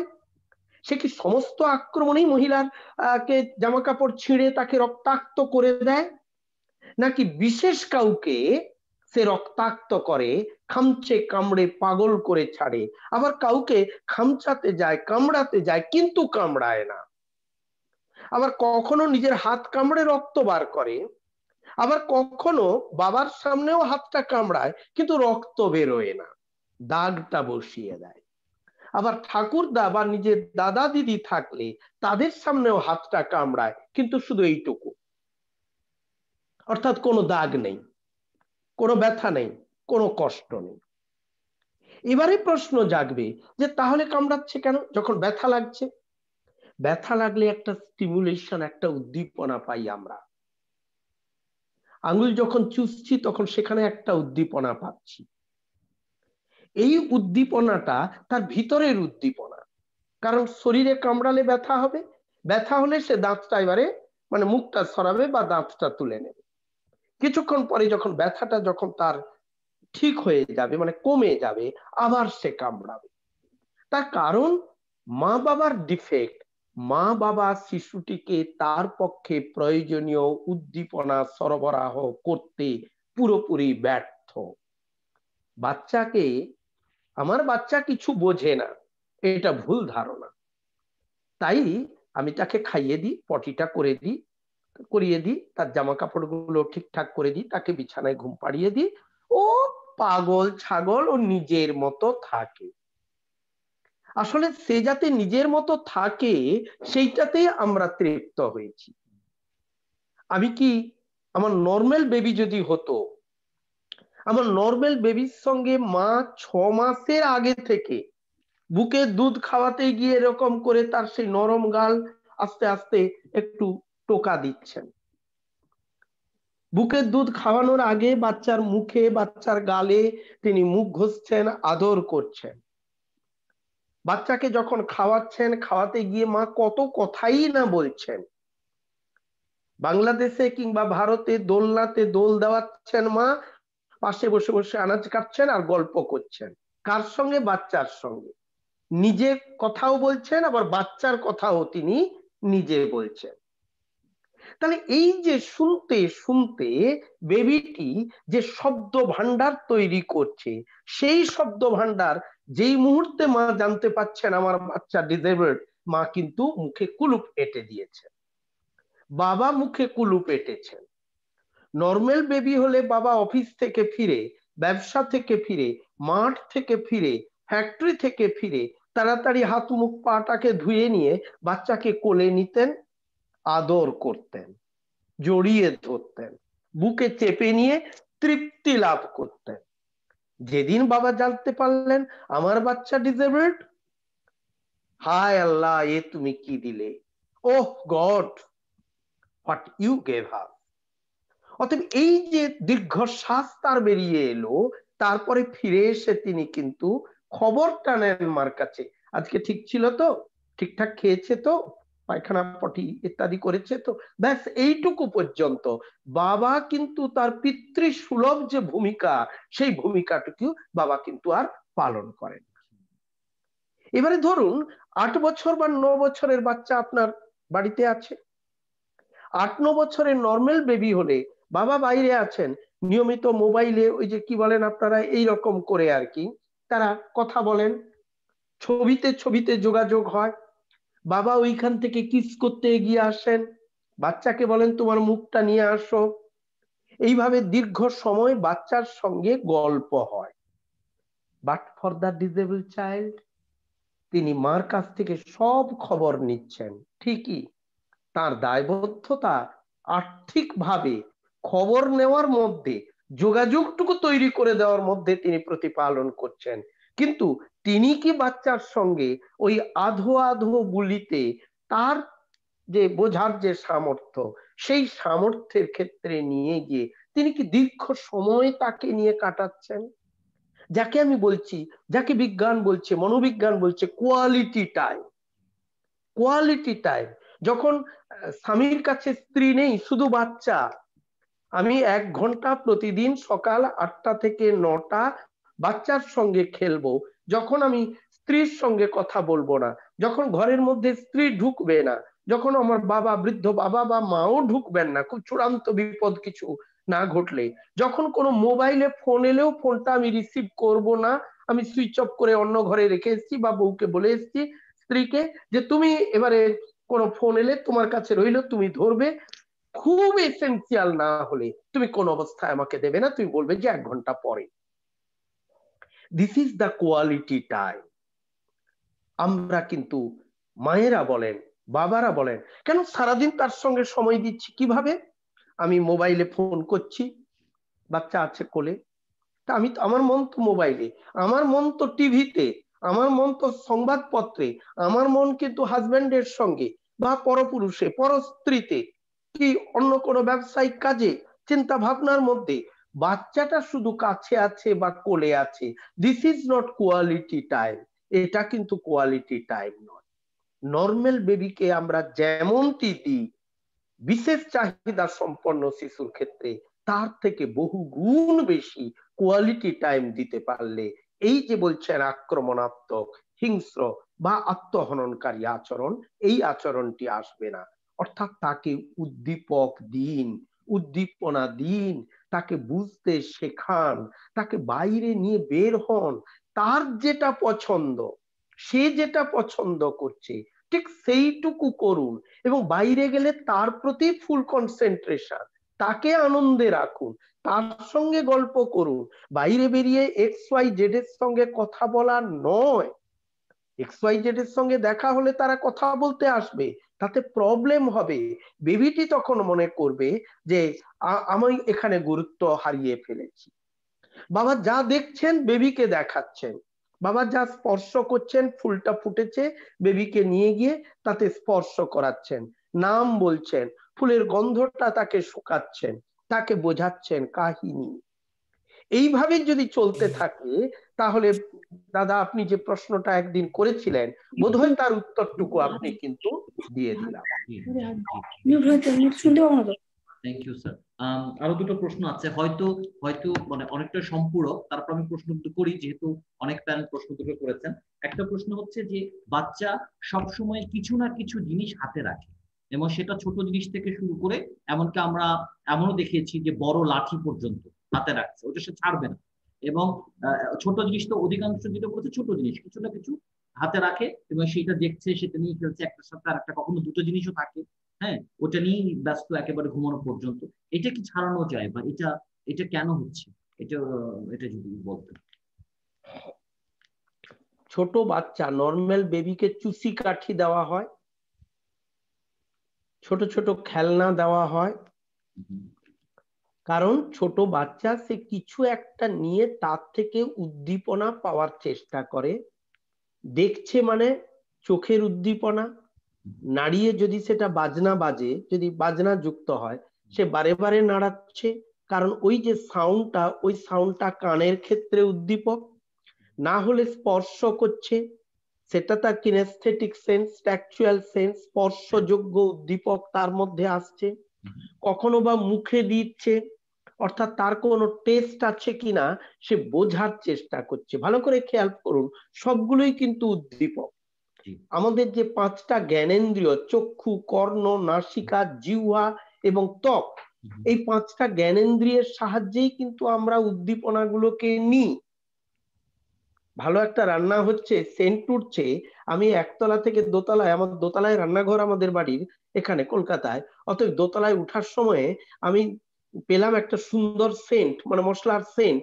আমি অমনি উঠে বললাম, আহ দারুণ রান্নাটা হচ্ছে, দারুণ একটা গন্ধ পাচ্ছি। তার মানে নাক, আমার olfactory সেন্স, সে আমাকে উদ্দীপিত করছে। খেতে বসে একটা কোনো খাবার খুব তৃপ্তিদায়ক, জিভটা ভালো লাগছে, জিভ পেরিয়ে গেলে তো আর তো কোনো টেস্ট নেই। তাহলে জিভে যতক্ষণ, ততক্ষণ আমি বলছি দারুণ রান্না হয়েছে, বা এই রান্নাটা আজকে দারুণ করেছে, এটা তুমি তুখোড় করো।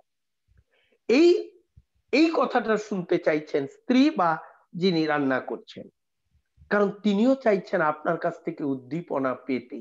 তাহলে আপনার শিশুও তো চাইছে প্রতিনিয়ত তার প্রতিটি কাজের সপক্ষে উদ্দীপনা পেতে।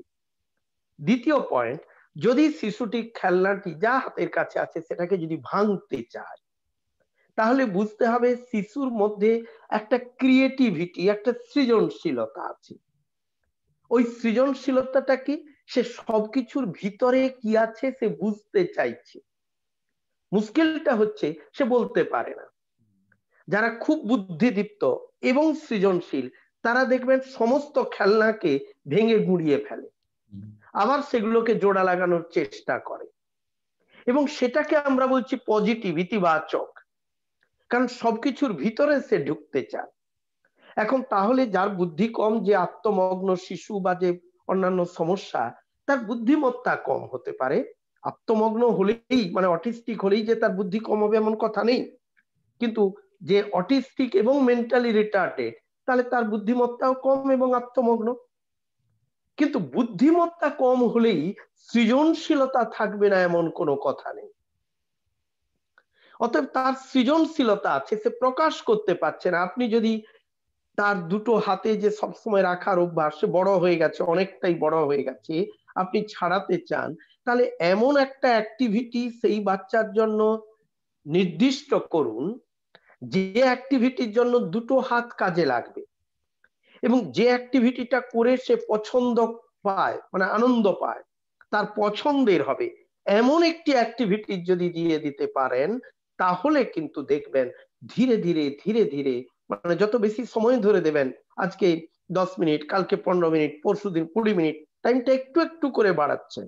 এই বাড়াতে বাড়াতে যখন আপনি যাবেন, তখন দেখবেন একটা সময়ে ওই হাতে সবসময় একটা কিছু নেওয়ার প্রবণতাটুকু তার কেটে গেছে। অর্থাৎ তাকে বোঝান হাতটাকে ইউটিলাইজ করতে, কি করে সে হাতটাকে ব্যবহার করতে পারে। এক্ষেত্রে অনেক ক্ষেত্রে কোনো কোনো বাচ্চার ক্ষেত্রে যেটা হয়, যেটা শুনেছি আমরা, যে আপনার দেখা যায় যে একেবারে সবসময় যে হাতে রাখে তা না, ওকে যখন টিচার আসলো, টিচারের সাথে বসছে, হাতের কাজগুলো করছে, কিন্তু যখন একটু অবসর পাচ্ছে, অনেক কাজ থেকে যখনই সে ফ্রি হচ্ছে, ওই জিনিসগুলো আবার যেগুলো সে হাতে রাখে সেগুলো আবার নির্দিষ্ট জায়গায় রেখে যায়, স্কুলে গেলে রেখে যায়, এসে প্রথম কাজটা হচ্ছে ওটা নেয়া। তো যখনই 10 মিনিট 5 মিনিট সময় পাচ্ছে, তখনই ও হাতে নিচ্ছে, নিয়ে যে দেখছে বা মাঝে মাঝে ই করছে, মানে ওই সমস্ত মনোযোগটা ওই জিনিসগুলোর উপরে। তার মানে যে অন্য কাজগুলো সে করছে না তা না, একটু অবসর পেলেই আবার ওটা হাতে নিয়ে নিচ্ছে। আসলে অলস মস্তিষ্ক স্যার শয়তানের কারখানা। আপনি তো ইংরেজি সাহিত্যের অধ্যাপক, আপনি অনর্গল ইংরেজিতে প্রভাব গুলো দিতে পারবেন, আমি বাংলাতেই বলছি, অলস মস্তিষ্ক শয়তানের কারখানা। অতএব ওই যে একটা অ্যাক্টিভিটিস দিচ্ছেন, তার মানে একটা এনগেজমেন্ট, জি জি। তখন সে কাজটা করছে, তার দুটো হাতকে প্রয়োগ করছে। এবারে যে সময় আপনি কাজ দিলেন না, নর্মাল বেবি কি করে, অন্যের দিকে চোখ রাখে, মা বাবা কি করছেন সেটাকে বোঝার চেষ্টা করে, দেওয়ালে কোথায় টিকটিকি যাচ্ছে কি আরশোলা যাচ্ছে সেদিকে খেয়াল রাখে। কিন্তু একজন বৌদ্ধিক প্রতিস্পর্ধী বা অটিস্টিক শিশু সব সময় ওই সমস্ত সূক্ষ্মাতি সূক্ষ্ম অনুভূতিগুলো সংগ্রহ করতে পারে না। তাই অথচ উদ্দীপনা ছাড়া সে বাঁচতে পারবে না, কারণ সে তো জীবিত উপাদান।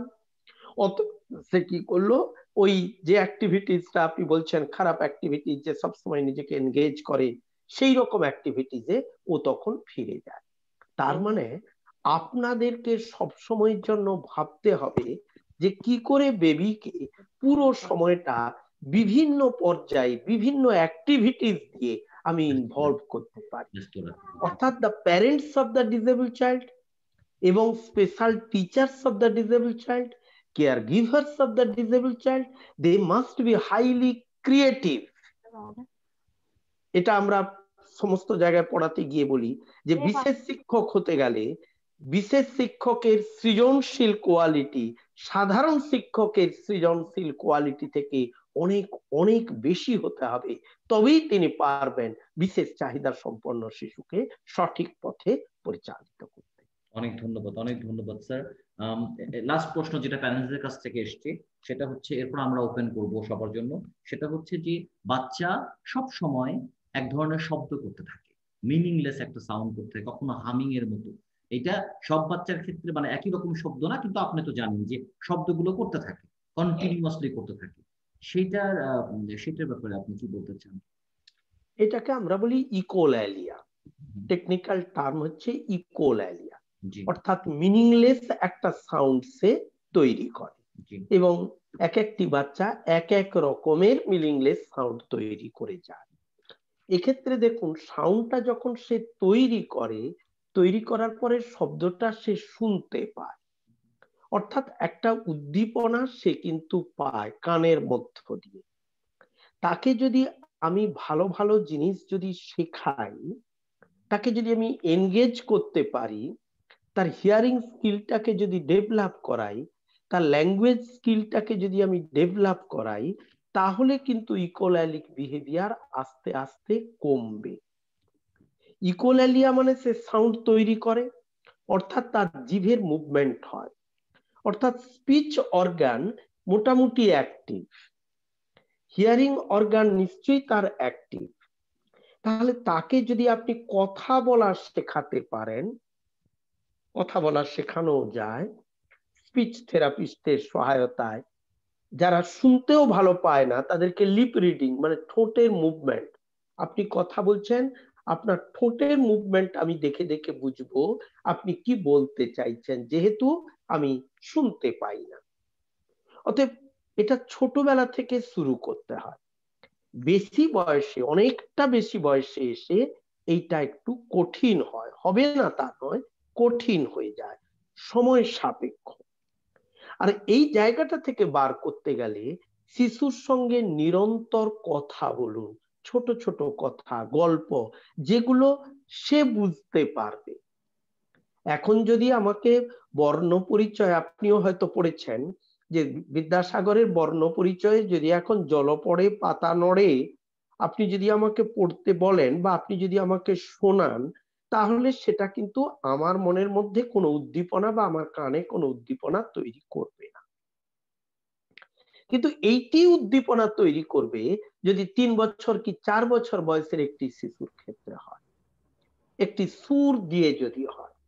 দেখুন, আপনিও হয়তো পড়েছেন রবীন্দ্রনাথে যে রবীন্দ্রনাথ বা কারো একটা, আমার মনে নেই, যে অজগর আসছে তেড়ে, আমটি আমি খাবো পেড়ে, ইঁদুর ছানা ভয়ে মরে, ঈগল পাখি পাছে ধরে।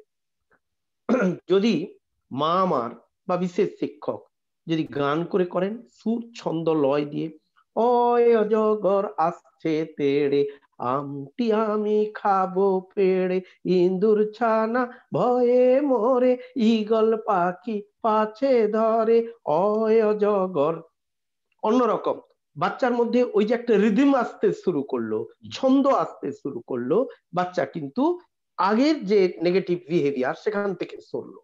আরো ভালো হবে যদি মা বা স্পেশাল এডুকেটর যদি সত্যি সত্যি একটা আমের ডাল নিয়ে আসেন, সেখানে মাটির হোক প্লাস্টিকের হোক একটা আম কি কাগজের তৈরি করা একটা আম মানে কেটে আর কি আমকে একটা ঝুলিয়ে দেওয়া হচ্ছে, কিংবা সেখানে একটা অজগর সাপ মানে যে কোনো একটা সাপের মতো কিছু একটা আছে যে ফনা তুলে রয়েছে, বাস্তবিক কিছু চিত্র আমরা যদি তুলে আনতে পারি এবং যদি অ্যাকশন রাইমটা অ্যাকশন করে করে মানে মা আমার নেচে নেচে, স্পেশাল এডুকেটর নাচতে নাচতে, অভিনয় করে করে যে অয় অজগর আসছে তেড়ে, এই যে এইভাবে তেড়ে আসছে সাপটা দেখাচ্ছেন এবং তার চোখ মুখের এক্সপ্রেশন মায়ের হচ্ছে, যদি আপনি কেজি ক্লাস ইত্যাদিতে যদি আপনি যান, সেখানেও দেখবেন মন্টেসরি সিস্টেমে এইভাবেই পড়ানো হচ্ছে।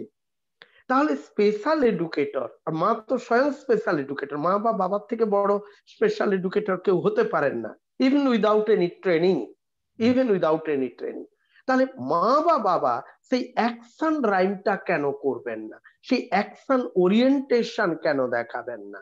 যে কারণে আমি একটু আগে বলে গেলাম যে মা বাবাকে খুব ক্রিয়েটিভ ওয়েতে এগোতে হবে এবং কোয়ালিটি টাইম প্রোভাইড করতে হবে। বাবাকে অফিস থেকে ফেরার পথে বা মাঠ থেকে ফেরার পথে কি ফ্যাক্টরি থেকে ফেরার পথে বাবাকেও চিন্তা করতে হবে, আজ আমি বাড়ি ফিরে গিয়ে কিভাবে ওর সঙ্গে ইন্টারাকশন করব। এই প্ল্যানিংটা কিন্তু তাদের মধ্যে আনতে হবে, তাহলে এই ধরনের প্রবলেমটা সলভ করা সম্ভব।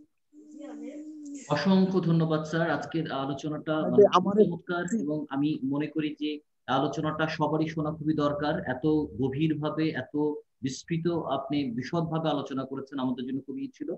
আমরা সময় অনেকটা পেরিয়েছি, তারপরে যদি আপনি অনুমতি দেন তাহলে আমরা কয়েকটা কোয়েশ্চেন কি নিব প্যারেন্টসদের কাছ থেকে। হ্যাঁ হ্যাঁ, একটা দুটো প্রশ্ন নিন। দু একটা প্রশ্ন নেই, কারণ আমাদের এটা ইনশাল্লাহ চলমান থাকবে, আমরা স্যারের কাছ থেকে আরো সময় পাবো আশা করি। সুতরাং আর যেগুলো প্রশ্ন করছি এগুলো প্যারেন্টসদেরই প্রশ্ন। আর কোনো কেউ যদি প্রশ্ন করতে চান আমরা হয়তো দু একটা প্রশ্ন নিতে পারবো। সাইদ ভাই, জি জি, মঞ্জুর ভাই, জি বলেন। আমি আপনি তো আমার কোশ্চেনটাই করছেন, সেক্ষেত্রে আমি আরেকটু জানতে চাই স্যারের কাছ থেকে। সেটা হচ্ছে যে আসলে আমার ছেলের তো বয়স হয়ে গেছে, আমার ছেলের এই প্রবলেমটা সবচেয়ে বেশি।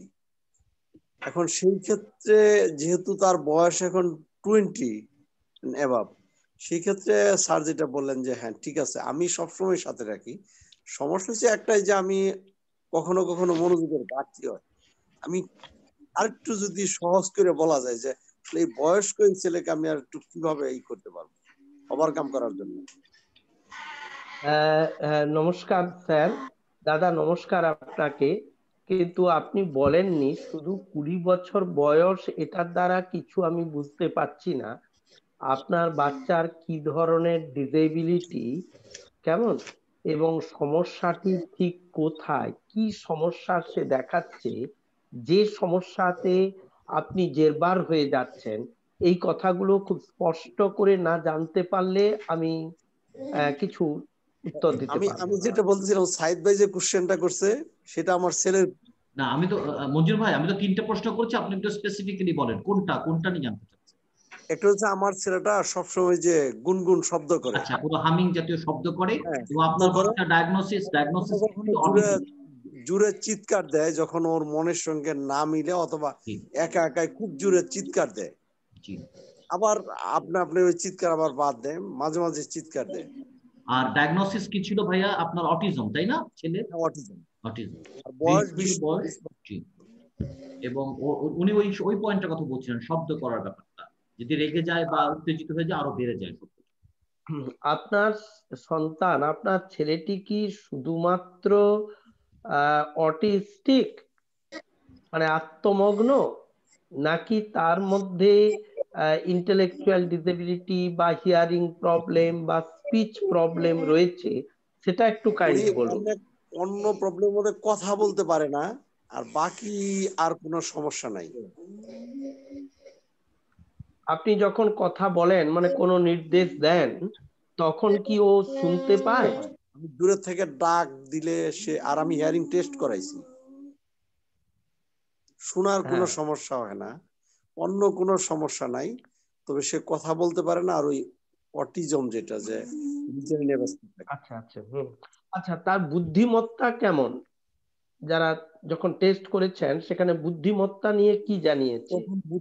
যে বুদ্ধিটা কি স্বাভাবিক, না স্বাভাবিকের তুলনায় অনেকটা কম, কি অবস্থায় যখন রয়েছে? প্রথম করায় তারা তো প্রথম দিকে বলছিল যে মাইল্ড অটিজম, কিন্তু তার পরবর্তীতে এটা, আমরা যখন প্রথম 20 বছর আগে, তখন এদেশে এইভাবে আইডেন্টিফাই করতে পারতেছিলাম না, ঢাকায় কিছু জায়গায়। এবং তারপরে আমি ওই নিজে নিজেই যেতাম, দেখাই আসতাম, এরপরে তারা আর কোনো অ্যাসেসমেন্ট করে নাই। ঢাকার কোথায় করেছেন আমি জানি না, তবে ঢাকার মিরপুরে, মিরপুরই তো বোধহয় ওটা, নাকি বড়া বড়া মসজিদ, সেখানে যে বাংলাদেশ প্রতিবন্ধী ফাউন্ডেশন আছে, বাংলাদেশ প্রতিবন্ধী ফাউন্ডেশনে খুবই মিরপুর 14 নম্বর স্যার, মিরপুর 14.5 আর কি, বা 14 ক্যান্টনমেন্টের ওইদিকে। জি আচ্ছা, তা ওই যে বাংলাদেশ প্রতিবন্ধী ফাউন্ডেশন, আমি অ্যাড্রেস, ওটা মৌচাক, সরি ওটা মৌচাক, আমি তো অনেক বছর যাইনি যার ফলে একটু ভুলে যাচ্ছি, কিন্তু ছবিটা আমার কাছে খুব ক্লিয়ার। তা বাংলাদেশ প্রতিবন্ধী ফাউন্ডেশন খুব বিজ্ঞানসম্মত ভাবে এই ধরনের কাজগুলো করে এবং ওখানে খুব ট্রেন্ড ম্যান পাওয়ার সব রয়েছেন। আমি দীর্ঘদিন ওদের সঙ্গে টানা 3 বছর কাজ করেছি। আমি তখন দেখেছি যে ওনারা যথেষ্ট বিজ্ঞানসম্মত পদ্ধতিতে কাজকর্ম করেন। এছাড়া ঢাকা শিশু হসপিটাল, সেখানে যে নিউরো ডেভেলপমেন্টাল ইউনিট আছে, পেডিয়াট্রিক নিউরো ডেভেলপমেন্টাল ইউনিট, সেখানেও কিন্তু খুব বিজ্ঞানসম্মত উপায়ে কাজ চলেছিল আমি যে সময় ছিলাম। নিশ্চয়ই এখন আরো ভালোভাবে তারা কাজ করছেন। আর মিরপুরে যেটা রয়েছে যে সেটা হচ্ছে বাংলাদেশ সরকারের নিজস্ব স্পেশাল স্কুল হোম রয়েছে, অতএব সেখানেও কিছু কিছু কাজ হয়, তখন হচ্ছিল, এখন হয়তো আরো বেড়েছে, মেবি এখন হয়তো আরো বেড়েছে। এখন বাচ্চার আসলে আইকিউ মানে বুদ্ধিমত্তা, এইটা আমার মনে হয় যে আপনার বাচ্চা শুধুমাত্র অটিস্টিক নয়, এটা আমার মনে হচ্ছে, কিন্তু আমার মনে হওয়াটাই শেষ কথা নয়। আমি তো আপনার বাচ্চাকে দেখছিও না বা তাকে অ্যাসেস করছি না। অতএব আমার মনে হয় বাচ্চাটি শুধুমাত্র অটিস্টিক নয়, একই সঙ্গে সম্ভবত তার বুদ্ধিজনিত কিছু সমস্যা রয়েছে। কথা তো সে বলতে পারে না, সেটা আপনি আগেই বললেন। এটা স্যার 3.5 বছর পর্যন্ত কিন্তু কথা বলতে পারতো, স্বাভাবিক আচরণ করছে, স্বাভাবিক আচরণ করেছে। আচ্ছা, ওই সময় কি ওর কোনো সংক্রামক কোনো রোগ বা হাই টেম্পারেচার দিয়ে জ্বর বা মাথায় জোরালো কোনো আঘাত এইরকম কিছু ঘটেছিল? না, এরকম কোনো কিছু ঘটেনি। হঠাৎ করে আস্তে আস্তে ও স্টপ হয়ে গেল? জি, আস্তে আস্তে, প্রথম কিছু, তারপরে একই ধরনের শব্দ উচ্চারণ করে বারবার একই দিকে যায়, আস্তে আস্তে ওই শেষে কথা বলা বন্ধ হয়ে গেল। এমনিতে সারাদিন বাড়িতে আপনার ছেলে কি করে বা কি অ্যাক্টিভিটিস আপনারা তাকে দেন? আমি সারাদিন, যেটা আমার অফিস কাম রেসিডেন্স, আমি এগ্রিকালচারের চাকরি করি, এখানে বেশ বড় ফার্ম, আমি অফিসে নিয়ে যাই, আর 2 জন লোক রাখছি সাথে নিয়ে আমার সাথে অফিসে বসে। আর ইদানিং ওই চৈতালি দি ট্রেনিং দেওয়ার পর থেকে আমি কিছু হাতের কাজ শিখাই, ওই যে মালা গাঁথা, কাপড় করানো, তারপরে আপনার ওই পরিষ্কার করানো, ঝাড়ু দেওয়া, ভেজিটেবল ইদানিং করি। কিন্তু আগে বেশিরভাগ ক্ষেত্রে মোটর সাইকেলে ড্রাইভিং করে বিভিন্ন জায়গায় ঘুরে বেড়ানো হইতো। আর সকালে এবং বিকেলে আমি ওকে নিয়ে, তাতে ওর ঘুমটা যাতে ভালো হয়, এই জন্য আমি অনেক জায়গায় হাঁটাহাঁটি করি। না, সেটা তো খুবই ভালো। একটু হাঁটাহাঁটি না করালে তার ফিজিক্যাল মুভমেন্ট হবে না, আর ফিজিক্যাল মুভমেন্ট না হলে ক্লান্তি আসবে না, ক্লান্তি না এলে ঘুম ভালো হবে না, ঘুম ভালো না হলে অন্যান্য ধরনের প্রবলেম বিহেভিয়ার ডেভেলপ করবে। এগুলো একটার সঙ্গে আর একটা ক্লোজলি রিলেটেড, আপনিও বুঝতে পারছেন। এখন আপনি বললেন যখন ও উত্তেজিত হয় মানে রেগে ওঠে, সেই সময়ে ওর মধ্যে ইকোলালিক বিহেভিয়ারটা জোরালো হয়, মানে জোরে চিৎকার করে। আপনি বলছেন জোর চিৎকার দেয়, আর বাকি সময়গুলিতে সে একটু গুনগুন করে নিজের ভিতরে থাকে, তাই তো? তার মানে বাইরের থেকে কোনো উদ্দীপনা সেইভাবে যায় না। আপনি একবার একটু টেস্ট করে দেখুন তো যে গুনগুনের মধ্যে কোনো সুর টাইপের আসছে কিনা, অর্থাৎ ও গান প্রেফার করে কিনা। যদি গান বা তাল ছন্দ এগুলো যদি প্রেফার করে, তাহলে ছন্দযুক্ত যে সমস্ত গান আছে বা মিউজিক আছে, খুব উত্তেজক মিউজিক নয় কিন্তু ছন্দযুক্ত যে সমস্ত মিউজিক, সেই রকম মিউজিক যেগুলো 4-5 বছরের বাচ্চা বুঝতে পারে, সেই টাইপের মিউজিক ওকে একবার চালিয়ে দেখুন তো, একবার মানে মাঝে মধ্যে কয়েকবার, যখন ও নর্মাল অবস্থায় আছে চালিয়ে দিয়ে দেখুন যে ওই সুর, ওই মিউজিক, ওই ছন্দ ওকে কতটা সাপোর্ট করছে। অর্থাৎ ওইটা দেখার পরে বা ওই মিউজিকটাকে শুনতে শুনতে, যেহেতু ওর হিয়ারিংটা আছে বলছেন, অতএব শুনতে শুনতে ওর ওই গুনগুনানিটা একটু কমেছে, কিংবা ওই সুরের সঙ্গে ও একটু মাথা দোলাচ্ছে কি হাত নাড়াচ্ছে, কিংবা একটু সুরের সঙ্গে তাল মেলাতে বা সুর মেলাতে একটু চেষ্টা করছে। খুব সূক্ষ্মভাবে এটা খেয়াল করতে হবে। এটা হয়তো আপনি 5 মিনিটের জন্য একটা মিউজিক দিলেন, আবার কালকে দিলেন, আবার পরশু দিলেন, এরকম কয়েকটা দিন দিন, এবং একটু ম্যাথমেটিক্যালি দেখুন যে আজকে 5 মিনিটের এই মিউজিকের মধ্যে ও কতবার মাথা দুলিয়েছে, কতবার তাল মেলানোর চেষ্টা করেছে, আগামীকাল কতক্ষণ, কিন্তু টাইমটা কিন্তু রিমেইন সেম। 5 মিনিট যদি করেন তো 5 মিনিট, 10 মিনিট যদি করেন তো 10 মিনিট। এবং যদি সকাল 8টা থেকে 9টা করেন, তাহলে প্রতিদিনই সকাল 8টা থেকে 9টা, বা 8টা থেকে 8টা 10 মিনিট, তাহলে 8টা থেকে 8টা 10 মিনিট ঘরের মধ্যে যে জায়গাটায় বসিয়ে আজ আপনি ওকে মিউজিক শুনিয়েছেন, কালকেও সেই জায়গায় সেই অবস্থার মধ্যে বসিয়ে করতে হবে। কারণ স্টিমুলেশন গুলো যদি চেঞ্জ হয়ে যায়, তাহলে কিন্তু ধরা যাবে না ও ঠিক কোন দিকে যেতে চাইছে। এইটা করে আগামী সপ্তাহের যখন আমরা আবার আসবো, তখন আপনি আমাকে একটু যদি আইডিয়া দেন, তাহলে হয়তো আমরা বলতে পারবো যে এক্সাক্ট ওর ইন্টেনশন কোন দিকে রয়েছে, অতএব ওকে কি গাইড করলে ও শেষ পর্যন্ত কিন্তু এই কোলালিক বিহেভিয়ার থেকে কিছুটা হলেও ও সরে যেতে পারবে। স্যার আরেকটা জিনিস আমি লক্ষ্য করছি যে যখন করে তখন হাত সবসময় আঙ্গুল গুলো ওই শক্ত করে এবং নড়াচড়া করে, বেশি বিশেষ কিছু ভঙ্গিমার তৈরি করে, হাত গুটে আনে শক্ত করে, এরকম করে। আপনি একটু ছবিতে আসুন, মানে এতে আর কি আপনার ছবিটা পাই, আঙ্গুলগুলো দেখান মঞ্জুর ভাই। হ্যাঁ, আমি এক্সাক্ট পিকচারটা করে দেখান আপনি ঠিক কি রকম ও করে।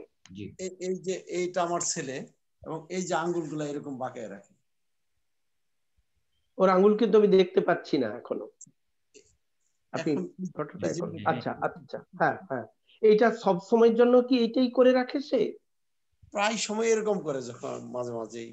আচ্ছা, যখন আপনি কোনো অ্যাক্টিভিটিস দেন, যে ডান হাত কিংবা বাম হাতে যখন কোনো অ্যাক্টিভিটিস দেন, তখনও কি আঙ্গুলগুলো এই একই ভাবে থাকে, না আঙ্গুলগুলোকে সে স্বাভাবিক ভাবেই মুভ করায়? না, যখন কোনো কাজ দেই তাকে, তখন সে কিন্তু কাজ করতে থাকে, যখন আবার একটু অমনোযোগী হয় তখন এই কাজটা করে।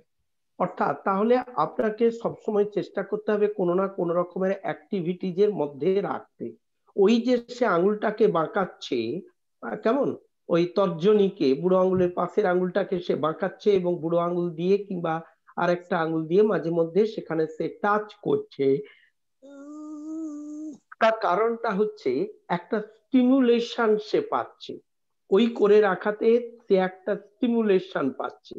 অতএব এই স্টিমুলেশনের অল্টারনেটিভ স্টিমুলেশন আপনি ওকে দিতে থাকুন। আপনি এমন একটা কিছু অ্যাক্টিভিটিস নিন, বা এমন একটা কিছু ওর হাতে দিন, যেটা ধরতে গেলে বা যেটাকে নিয়ে নাড়াচাড়া করতে গেলে ওর হাতের আঙুলকে ওই ফর্মে ও রাখতে পারবে না।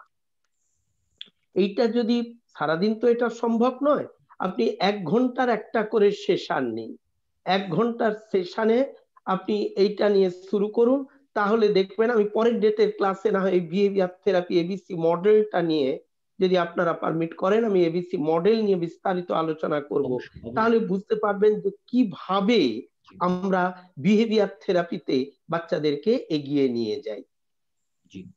তাহলে আপনারাও প্র্যাকটিস করতে পারবেন আর কি। এবং স্যার কি মঞ্জুর ভাই কি তাহলে কাজগুলো করার সময় কিছু ভিডিও করে রাখবেন? ভিডিও আপনার মানে, হ্যাঁ, আমি এটা তাই চিন্তা করছেন, ভিডিও করে রাখবো একটু, যাতে আবার স্যারকে দেখাইতে পারি। এটা শুধু মঞ্জুর সাহেব নিয়ে নয়, আমি যেটা আগামী সপ্তাহে বললাম এবিসি মডেল নিয়ে আলোচনা করব, মানে antecedent behaviour consequences, exact behaviour modification যে পদ্ধতিতে আমরা করি, সেই পদ্ধতিতে যে কেউ তার বেবির জন্য কিন্তু এবিসি মডেল, কিন্তু মডেলের মধ্যে আবার ভাগাভাগি আছে। কিন্তু আমি যেটা বলবো, সেই একই পদ্ধতি যদি সবাই অবলম্বন করেন, এবং যে যার বাচ্চার ক্ষেত্রে যে যে জায়গাতে ডিফারেন্সিয়েশন আনতে হবে, সেটা যদি আমাকে জিজ্ঞেস করেন আমি ধরিয়ে দেব। এবং সেইটা যদি করেন, তার ছবি যদি তুলে রাখেন, এবং আমি একটু বলবো গাণিতিক ভাবে হিসাব, গাণিতিক মানে কতবার বা কত মিনিট বা কত সেকেন্ড সময়টা আর কি, ডিউরেশন যাকে বলছি, ইত্যাদি ব্যাপারগুলো যদি একটু করে করে 7 দিন ছাড়া ছাড়া আমাকে দেখাতে পারেন, আমাকে হোক, চৈতালিকে হোক, বা আরো যদি কোনো এক্সপার্ট থাকেন দেখাতে পারলে কিন্তু দেখবেন আস্তে আস্তে প্রবলেম বিহেভিয়ার থেকে তাকে টেনে বার করে আনা সম্ভব হবে। আর এক্ষেত্রে আরেকটি কথা আমার বলবার মঞ্জুর ভাই বা সাইদ স্যার বা যারা রয়েছেন প্রত্যেকের প্রতি, যে বাচ্চার প্রতিটি ডিসেবলড বাচ্চার মধ্যে একাধিক ধরনের প্রবলেম বিহেভিয়ার থাকতে পারে। সব প্রবলেম বিহেভিয়ার মানে জটিল যেটা একেবারে কঠিন বা জটিল যে প্রবলেম বিহেভিয়ার যেটা নিয়ে আপনি একদম মানে জেরবার, সেই রকম প্রবলেম বিহেভিয়ার নিয়ে প্রথমে কাজ করতে যাবেন না। প্রথম চেষ্টা করুন বাচ্চার সহজ সরল যে প্রবলেম বিহেভিয়ারটা সেইটা নিয়ে কাজ স্টার্ট করতে। সেইটাকে সলভ করা তুলনামূলকভাবে সহজ হবে, তাতে বাচ্চার মনের মধ্যে একটা শক্তি তৈরি হবে, যাক আমার ওই খারাপ বিহেভিয়ারটা চলে গেল, এবং মা বাবা হিসাবে আপনাদের মনের মধ্যে বাচ্চার প্রতি একটা বিশ্বাস তৈরি হবে যে হ্যাঁ আমরাও পারি ওই বাচ্চার মধ্যে কিছু পরিবর্তন আনতে।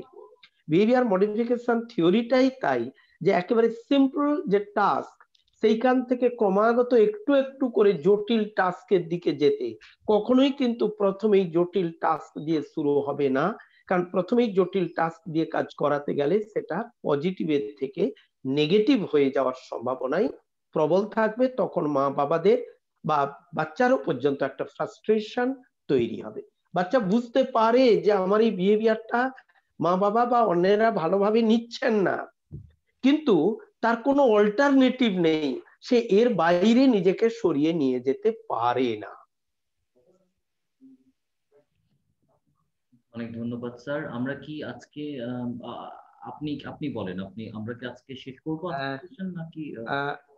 1 ঘন্টা 45 মিনিট হয়ে গেছে, আপনারা চাইলে একবারে একটু স্টপ করা যায়, কারণ আমাকে খেতে হবে। অবশ্যই স্যার, জি অবশ্যই। মানে আসলে মানে আমরা তো মন্ত্রমুগ্ধের মতো শুনছিলাম আপনার কথা। আর আপনি তো জানেন যে আমাদের তো আসলে প্রশ্নের শেষ নেই। তো আমি সবাইকে এটা আশঙ্কা হওয়ার কিছু নেই, আপনি চাইলে আপনার সময় সুযোগ মতো আমরা খুব দ্রুতই আবার আমরা মিলিত হব। আমি সেটা সবাইকে মানে সেটা আশা করছি। জি সাইদ ভাই, আমি যেটা মাথায় রেখেছি, হয়তো আপনারা সেটাতে সহমত হবেন, যে আমি ইউনিভার্সিটি থেকে প্রত্যেক স্যাটারডে এই 7:30টা থেকে 9টা এই স্লটটাকে ফ্রি করে নিয়েছি। Thank you so much. যে আমি যাই ক্লাস নিই আমি আগে নেব, আমি এটা সবাইকে জানিয়েও দিয়েছি, ওই সময় আমি কোনো স্লটে কোনো লেকচার নেব না। তাহলে এটা আমাদের জন্য সময়টা, হ্যাঁ, এটা আপনারা চাইলে, আমি আপাতত জানুয়ারি মাসটা তো বটেই, জানুয়ারি মাসে আরো 4টে বোধহয় স্যাটারডে পাবো, আজকে ছাড়াও বোধহয় আরো 3টে বা 4টে পাবো আরো। ওই 3টেতে আমরা আলোচনা করি, তারপরে দেখা যাক কতটা অগ্রগতি হচ্ছে। প্রয়োজন হলে আবার ফেব্রুয়ারিতে মার্চেও আমি স্যাটারডে করে করব। আমি দেখে নিয়েছি স্যাটারডে গুলোতে আমার কোনো প্রোগ্রাম থাকে না। স্যার আমাদের পক্ষ থেকে চাওয়ার না চাওয়ার কোনো কারণই নেই।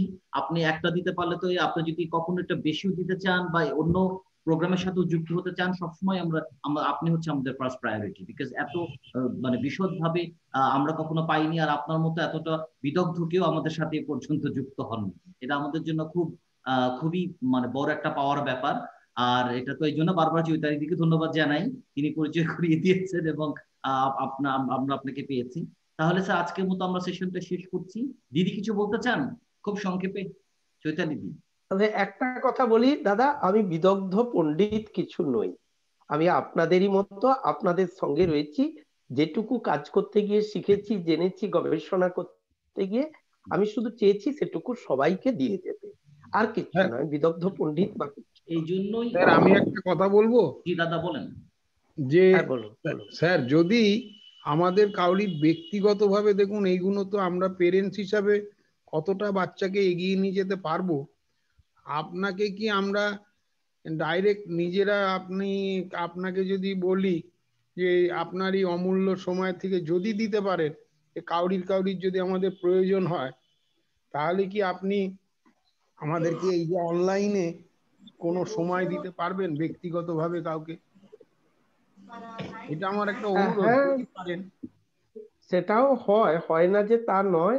আমরা কাউন্সেলিং সেশনে যখন আমি বসি তখন হয়, খুব দরকার হলে আগে প্রথম এই অবস্থাটাতে চলুক, তারপরে যদি দেখেন যে হ্যাঁ আমাকে দিয়ে কিছু লাভ হচ্ছে, তখন পার্সোনাল কারোর বিশেষ কোনো প্রবলেম থাকলে আলাদা করে কথা বলতে পারেন, প্রোভাইডেড আপনাদের সাহেব যিনি এটা কন্ডাক্ট করছেন তিনি যদি পারমিট করেন। না না অবশ্যই স্যার, এখানে আমাদের আর দাদা আসলে সেগুলো তো আসলে আমাদের আমাদের মনের কথাটাই বলেছেন। আমরা আপনাকে বলতে চাচ্ছিলাম, হয়তো স্পষ্ট করে তো বলতে পারছিলাম না। সেটা হচ্ছে যে কোনো কোনো বাচ্চার হয় কি যে আপনি তো জানেন যে এখানে হয়তো সব কথা বলতে পারছে না, আরো কিছু কথা বলতে চায় আপনাকে পুরো ব্যাপারটা। আমাদের অনেকের বাচ্চার বয়স বেশি হয়ে গেছে, আমার প্রায় 10, আমার বাচ্চার মঞ্জুর ভাই যেরকম 20। আমরা যদি আপনার ফুল সেশন পেতাম তবে ঠিক আছে, আমরা কয়েকটা শেখরদা, আমরা স্যার যেটা বলেছেন আমরা কয়েকটা সেশন করি, আর এরকম ভাবে কয়েকটা সেশন করে তাহলে স্যারের কাছ থেকে আমরা সময় নিব তাহলে প্রাইভেট সেশনের জন্য। আমরা আমি সেইটাই জি আমরা শেষ করব। শুধু শেষে চৈতালি দি যদি খুব সংক্ষেপে কিছু বলেন, স্যার অনেক সময় নিয়েছি আমরা। স্যারের মতো প্রগাঢ় পণ্ডিত ব্যক্তি আমাদের জীবনে এসছে, অসংখ্য ধন্যবাদ। স্যারকে ছাড়বেন না, চেপে ধরে থাকুন। যদিও ফোনটা ছাড়লে স্যার কানটা মুলে দেবে সেটাও ঠিক, তবে আপনাদের জন্য কান মোলা খেতে রাজি আছি। তাহলে স্যার আমরা শনিবারটা এই সময়টা আমরা পাচ্ছি, এটুকু আমাদের জন্য একটা বিরাট পাওয়া এবং আমাদের একটা আশার কথা। স্যার ভালো থাকবেন, সাবধান থাকবেন, আর আশা করি আবার পরবর্তী শনিবারে আমাদের দেখা হবে। সবাইকে ধন্যবাদ জানিয়ে আজকের মতো সবাইকে নমস্কার। হ্যাঁ নমস্কার। শুভরাত্রি। নমস্কার। প্রণাম।